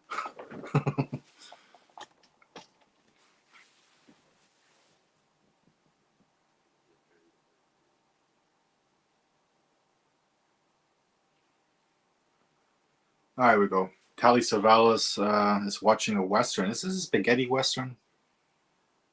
Let's see if I can identify the film that Savalas is watching on the TV there. I definitely hear spaghetti Western gunshot sound effects. So yeah, those are very recognizable.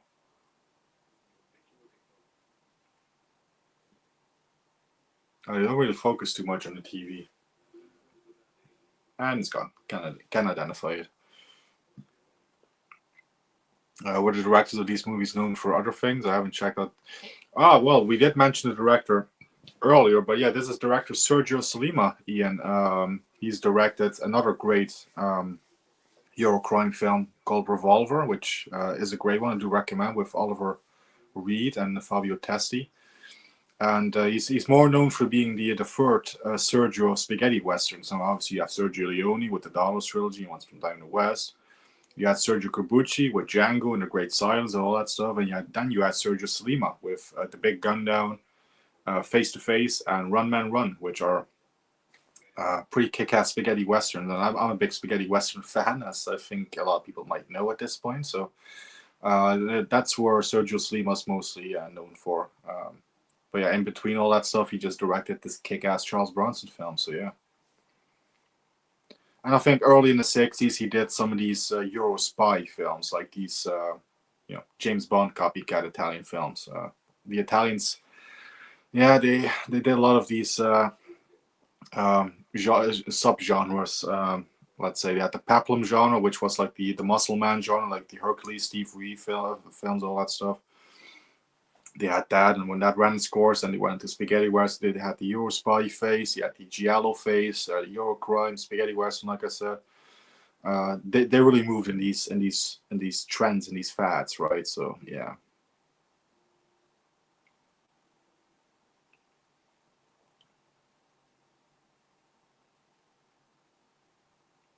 And I love every bit of it. I love the Italian subgenre of the 60s and 70s. It's yeah. Ramon said that a couple of friends from from Farmers Found. Yeah, from Farmers Found. There you go. Pigs and other ones for export chickens. Chicken's good. I like chicken, as Bronson would say. I once had a summer job sorting out chickens. The ones are chicks. Chicks. 3 legs and 2 heads. And I haven't heard of them, but I feel like yes. There's a whole wide world of films out there. Yeah.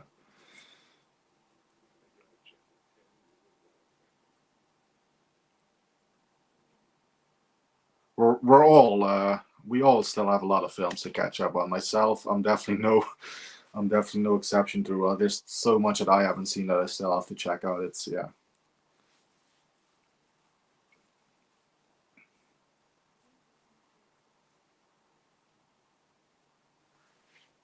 Yeah, that's the other Eurocrime film, Revolver. Yeah, Oliver Reed, and again another great Morricone, Ennio Morricone score as well, which I also had the soundtrack for. Somewhere it's up there. By the way, did I mention I have the soundtrack for this great film? I do. Yeah, I love Ennio Morricone. Did I mention I love Ennio Morricone? I don't think I did. When I Google Revolver movie, of course, you only had 2005 one. Yeah, no, this is 1973, as Ramon points out there, yeah. Which, if you're a fan of Inglourious Bastards, Tarantino does use a track from Revolver, the 70s one, in a pivotal scene in Inglourious Bastards. So, yeah.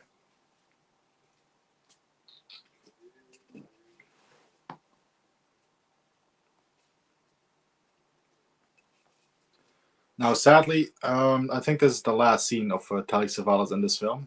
Yeah, he popped up an hour in. It's now an hour and 30 minutes in, and this is we're gonna lose him after this scene. So, God bless you, Telly. Thank you for for your service in this film. Thank you for greatly adding to the film, and yeah, we will see him again soon for the Dirty Dozen, because the Dirty Dozen is coming up for a watch party soon. Just to get the goodbye to Telly also already out of the way. Thanks. With Google, I have to always think deeper for the gold. I haven't seen Inglourious yet. Oh, come on. Well, Ramon probably will tell you it's crap, but I think it's good. So, I've seen many of the recent Tarantinos. Yeah, Inglourious Bastard is awesome.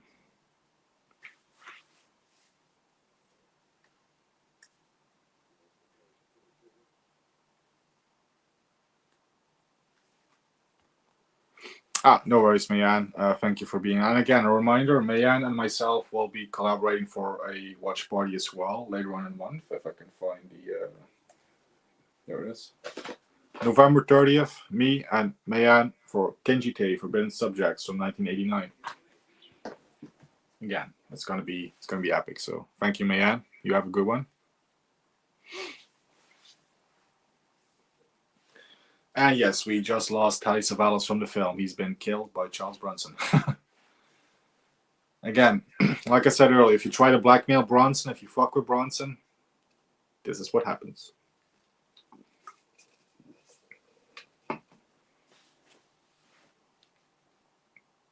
What's Karev up to? Ooh. Oh, Rob is joining him. Larry's in that chat as well.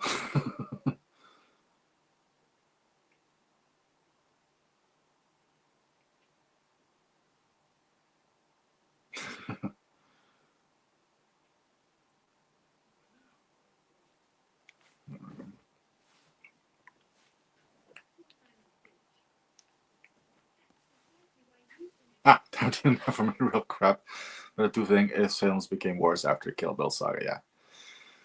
That's more what I was alluding to, yeah. That's more along the lines, sort of, yeah. I think Kill Bill was the last I watched. Well, I've just heard that pretty soon we're going to get Kill Bill, A Whole Bloody Affair. I hope it plays here in the Netherlands, because I would love to see it. I do have a bootleg Blu-ray of The Whole Bloody Affair, but it would be awesome to see it officially and on the big screen and stuff, so...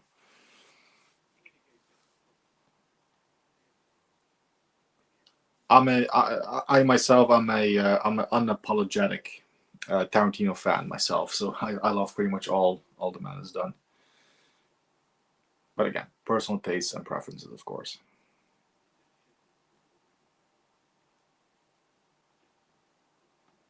Yes, we're getting close to the finale now. Yeah. And this film has one of the best endings of certainly of a Eurocrime film, where I'm going to discuss it in detail when we get to the scene. But it's so masterfully done, that final scene. Yeah, I'm going to save it for when we get there. But it's fantastic. Yeah, Tarantino obviously was a big Bronson fan, because Bronson got name dropped in Reservoir Dogs, didn't he? So yeah.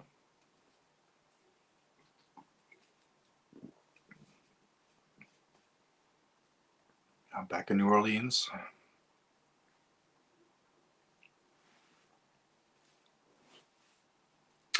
Have you seen Hard Times, Ian? That's another great Charles Bronson New Orleans set film. I did a watch party that a few months ago. Maybe you were there. I don't remember, but that's another one I recommend. That's a high recommendation right there. Hard Times. That's a fantastic film. Oh, I hear the Morricone score kicking in.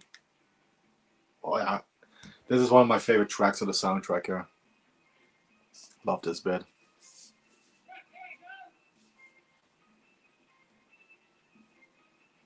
Also, kind of sounds like maybe there's some hints in this track of like his Al Capone track and The Untouchables. It's like hints of that in this soundtrack. A little bit. Yes, Mr. Majestic was title drop in True Romance, and the poster for it was clearly shown at a few points in Kill Bill Volume 2 and Michael Madsen's Bud's, the character Bud, his trailer, where the bride and the black mountain are the same person, where the bride and Al Driver had that big fight in Bud's trailer, yeah. And Telephone, a film that's coming up again within a few weeks for a watch party. Telephone was referenced in Death Proof, where they have the poem from Telephone, the Robert Frost poem, pretty much recited line by line in Death Proof. So yeah, Tarantino definitely is a Bronson fan.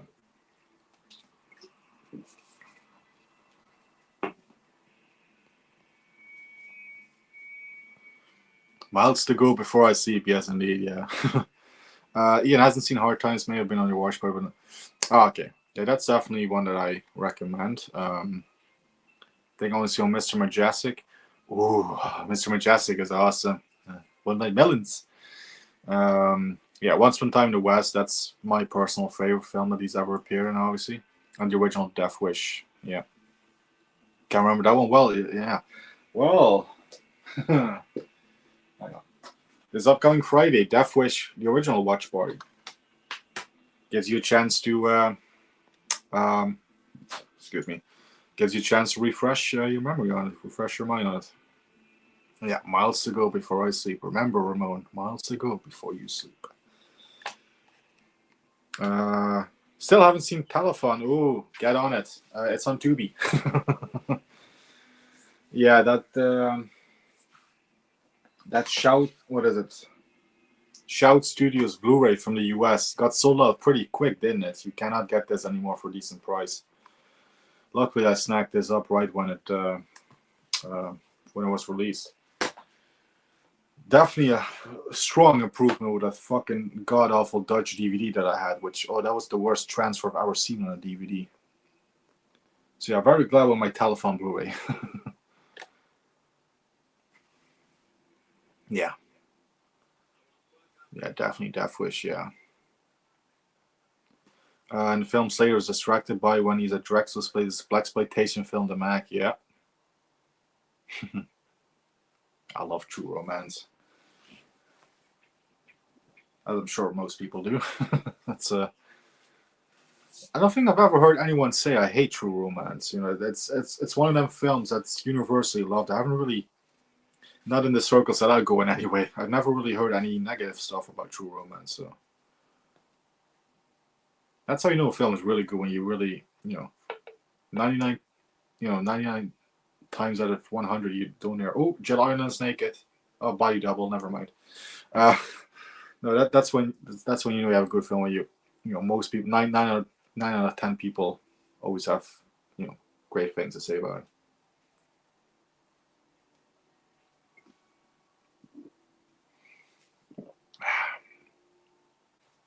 Yeah, it's oh, hang on, I see boobs. Again, it's a body double, but it's a nice body. Yeah, it's one there's a Warner Archive DVD of it. Warner Brothers released it on DVD on a double feature once with the Charles Bronson 1976 film St. Ives as well. That's probably 2006 or so. That's going to be hard to get, I think, that one. But the Warner Archive DVD might still be available somewhere. But yeah. Yes, this I'm aware of. Yeah. I remember you talking about that on the Tarantino stream that me, Carlos, and Dan did. What, 2-3 years ago at this point?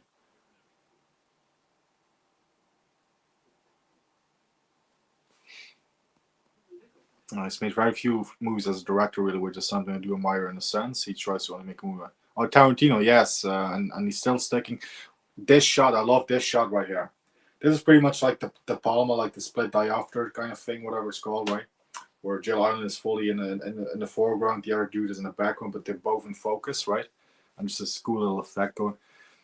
Again, I love the Italians. I love the stylistic Italian, shots like these. It's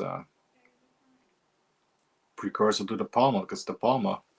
No, hang on. De Palma was making films at this point, right? Yeah, he started in the late '60s with those De Niro films, The Swap, and Born to Win. Obviously, he wasn't doing his big thrillers yet, but yeah. Ah, yeah, Larry agrees. Yeah, I haven't heard people say True Romance. Yes, I haven't. I don't think I've ever come across anyone who said, "Oh yeah, True Romance overrated, sucks." No, never.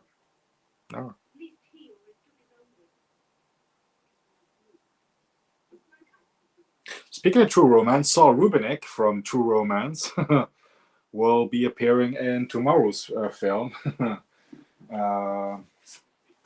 Death Wish 5, The Face of Death. Saul Rubinek from True Romance and Unforgiven is also in Death Wish 5, which of course we'll talk about tomorrow. Needless to say, of course, Ian hasn't seen any of the Death Wish sequels, because Ian doesn't do sequels.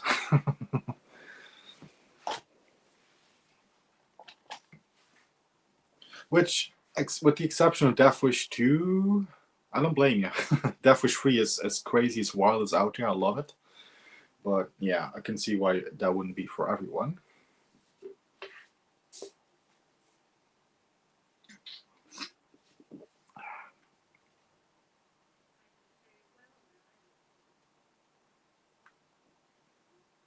Yeah, so now I guess it's time to talk about the ending of the film, of the great ending scene, because it's coming up right here. I think people like True Romance because it's the most personal Tarantino's most personal screenplay. Sitcom Frasier?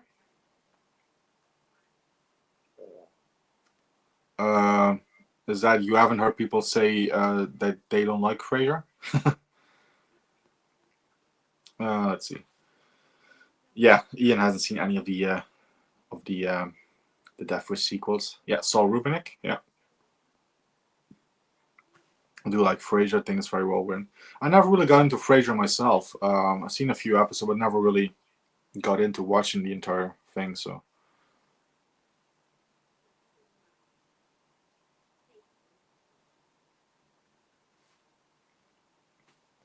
Hey, Mr. Dan is here. Hey, Mr. Dan. I have the keynote with both cuts of the film. Which do you prefer? I prefer the always the long version, the Violent City cut, instead of the family cut. We were talking about that earlier. Kino Lorber and 88 Films, which is the one that I have, pretty much the same deal. I also have both cuts on this Blu-ray as well. No, I always go for the longest version if I can for any film, really. I want the complete picture. I want the full picture. Sometimes you can say, okay, I can see why this and this will be cut, but I always give the longer cuts always a chance first before I watch like the compromise cuts, I guess. So, and I've watched both cuts for this, and it's definitely the full cut, the full uncut one. It's definitely the best way to go. Yeah, so this scene, the ending scene right here, it's pretty much all silent here, right? So yeah, Jill Ireland and the lawyer guy here, they enter into this elevator, the glass elevator, of this huge skyscraper building, whatever. They're right up the elevator. It's silent. You hear nothing, right? It's building up. This is such a masterful sequence right here. Okay, so there's a white shot here of the building. It's not quite a skyscraper, but it's a tall building. And then boom, you hear the cracking of glass. You see the glass shatter, and boom, the guy gets hit by bullets. Bronson lurking from a different rooftop on the other side of the street, and he's shooting them in the elevator. And you hear nothing except for the breaking of glass and a little bit of the silence pistol bullet. It's wonderful. It's fantastic. This scene. This is one of the best endings ever. Yeah, Ramon says there the elevator scene pretty awesome. Yeah. Yeah, Bronson is just shooting this guy over and over with a few bullets, and Gerald Ireland is in shock and stuff. Oh, this is such a great scene, man. Again, with no sound, no music, nothing. Just the sound of the glass shattering and stuff. The sound only kicks in once we get back to Bronson after all this has been done. Yeah.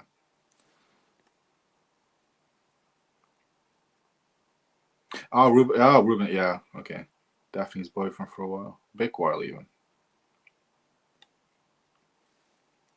There we go. Cutting back to Bronson. Now we see that he's, on a different rooftop with the sniper rifle.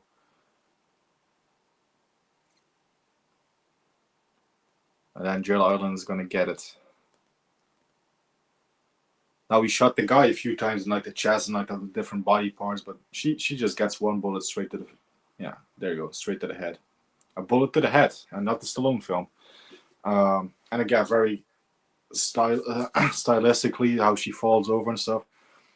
Now, I have heard that originally Ennio Morricone did compose music for this scene.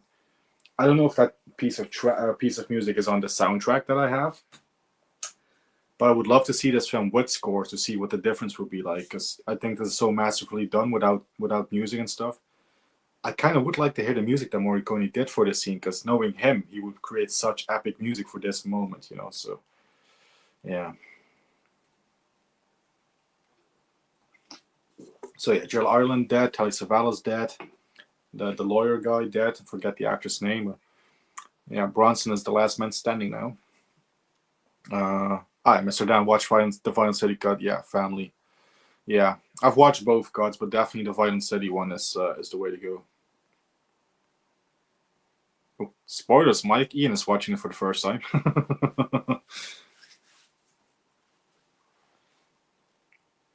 Jill Ireland. Yeah. No. Well, I would be spoiling the film if I said, but there's another film. There's another film. This is, however, one of the few films. There's not a whole lot, to be honest. There's definitely a few. This is one of the few films where Bronson himself doesn't make it through the entire film. Oh well, doesn't make it to the ending. Yeah, elevator scene is pretty awesome indeed. Yeah, but still. Here we go.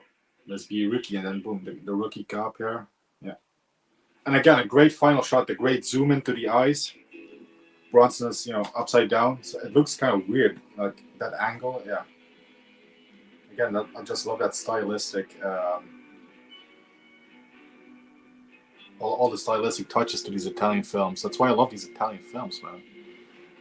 Oh, maybe the music is a bit too loud now. Don't want YouTube to pick the music up.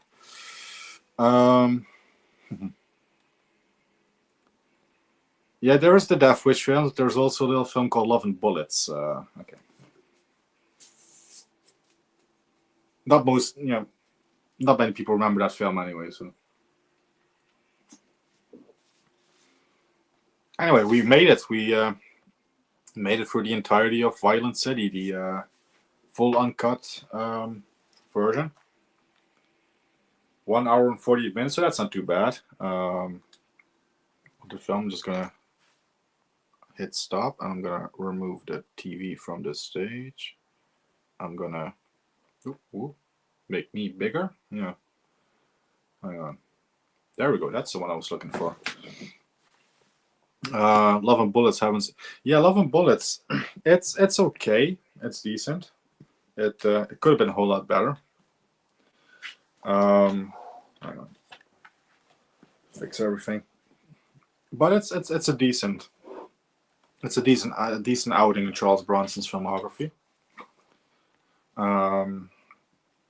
Love Bronson's face, love the way he speaks. So calmly, even in violent situations in movies. Enough of my lame attempts. Having said that, I don't think he really has a wide range, Ian. Ooh. Well, to be fair, he knew his strengths as an actor, and he played to that, certainly. So I think even Bronson himself would have told you he's not a Academy Award kind of actor. So I guess that's a fair assessment. Anyway, I'm just gonna have another cigarette now that I can, and we'll be wrapping this up momentarily.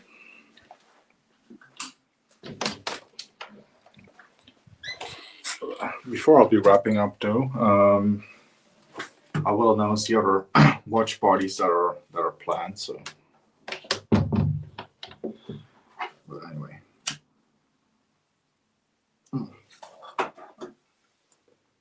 Oh, I just realized I was already smoking one earlier and I left the remains of it. So, okay. Put that aside for now. There we go.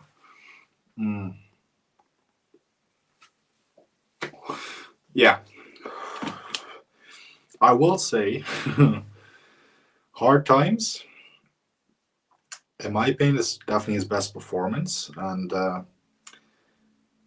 from what I know of the film, of the making of, if they kept the deleted scenes and they made it like a full 2-hour drama that it was supposed to be, I think he could have maybe been a nominated actor just for that film. Because Hard Times, again, the original material, the original stuff that they had, and the stuff that they cut from the film, could have been a contender. He could have had class. He could have been a contender. He could have been somebody. I love that film too, by the way. Yeah, no, it's fair enough. Anyway, for those that have missed it at the beginning, this was sponsored by a cologne from Japan called Mandem. We have another commercial. 今開かれる男の世界、漫談。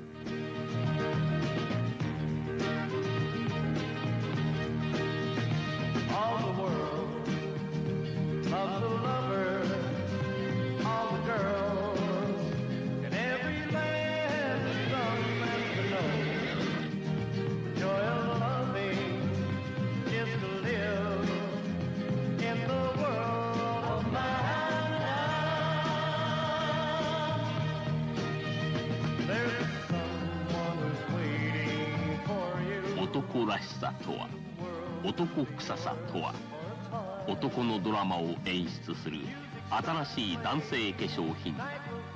マンダムは男の大衆。マンダム。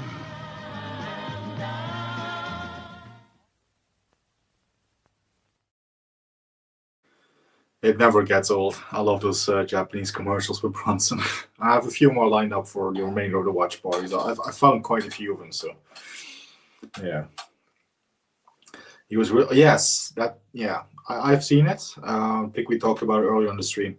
I have seen it, but I don't own a copy of it. I should get a copy of The Indian Runner. I think it's on Blu-ray. I think it's definitely on DVD, so I still have to get it, but I don't own it as of yet. That is a great little performance by Bronson. That's definitely a proper acting performance for him, right? So yeah, I can smell the cologne. Yeah, Mandem. Yeah, if you like that, there's a full 2-minute one which I will play just as I'm finishing my series, because it could be boring for you guys just to watch me smoke. So. I'm assuming Ian hasn't seen most of these, so just for Ian, here's the big one. Here's the one that I first saw. This is the original OG Mandem commercial that most people will know. So if you smell the cologne there, Ian, you're gonna really smell it for this one.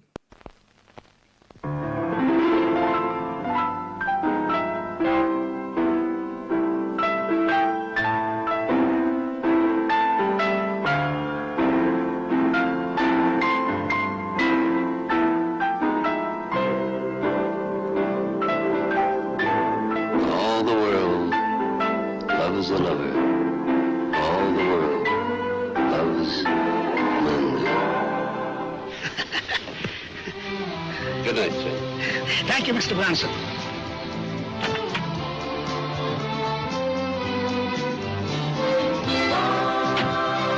night, Mr. Bronson. Sleep tight.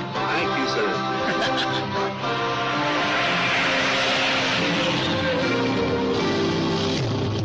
All the world loves a lover. All the girls in every London and know the joy of loving is to live in the world of London. There's a someone. Soon the world will be yours. Might return today, but it disappears when the one you love is near. You're in London.愛とは、勇気とは、優しさとは、男の在り方を問うとき、男の大衆が漂う。男の在りか、それはマンダム。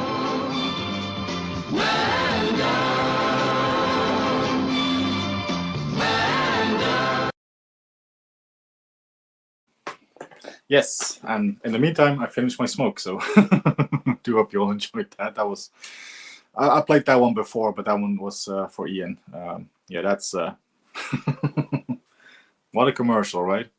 Bronson showing off the physique once again.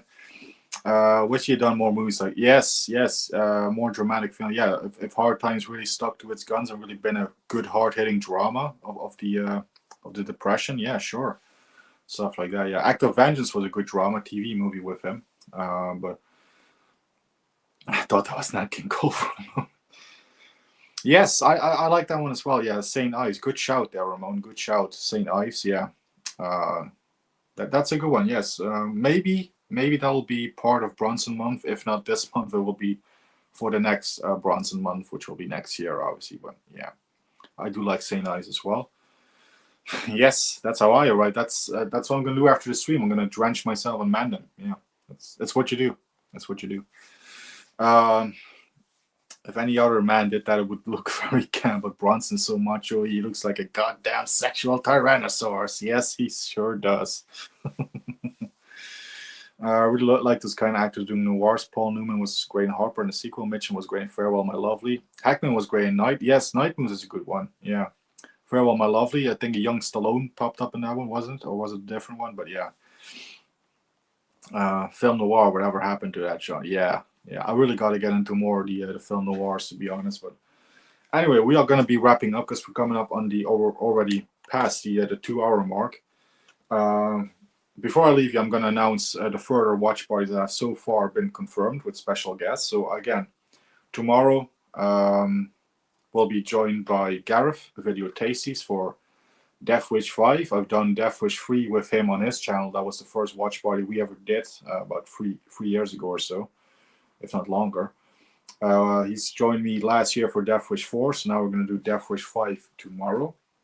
Then Thursday, November 13th, it's time for a 1980s action flick, not by Canon, but by Columbia, I think, or TriStar Pictures. It's The Evil That Men Do, or as the Germans call it, The Liquidator. A film that feels so canon, but it's not a canon film. Then we have, where is it? There we go. On Friday, November 14th, this upcoming Friday, it's the original 1974 Death Wish. Now I can point up because there's my poster for Death Wish.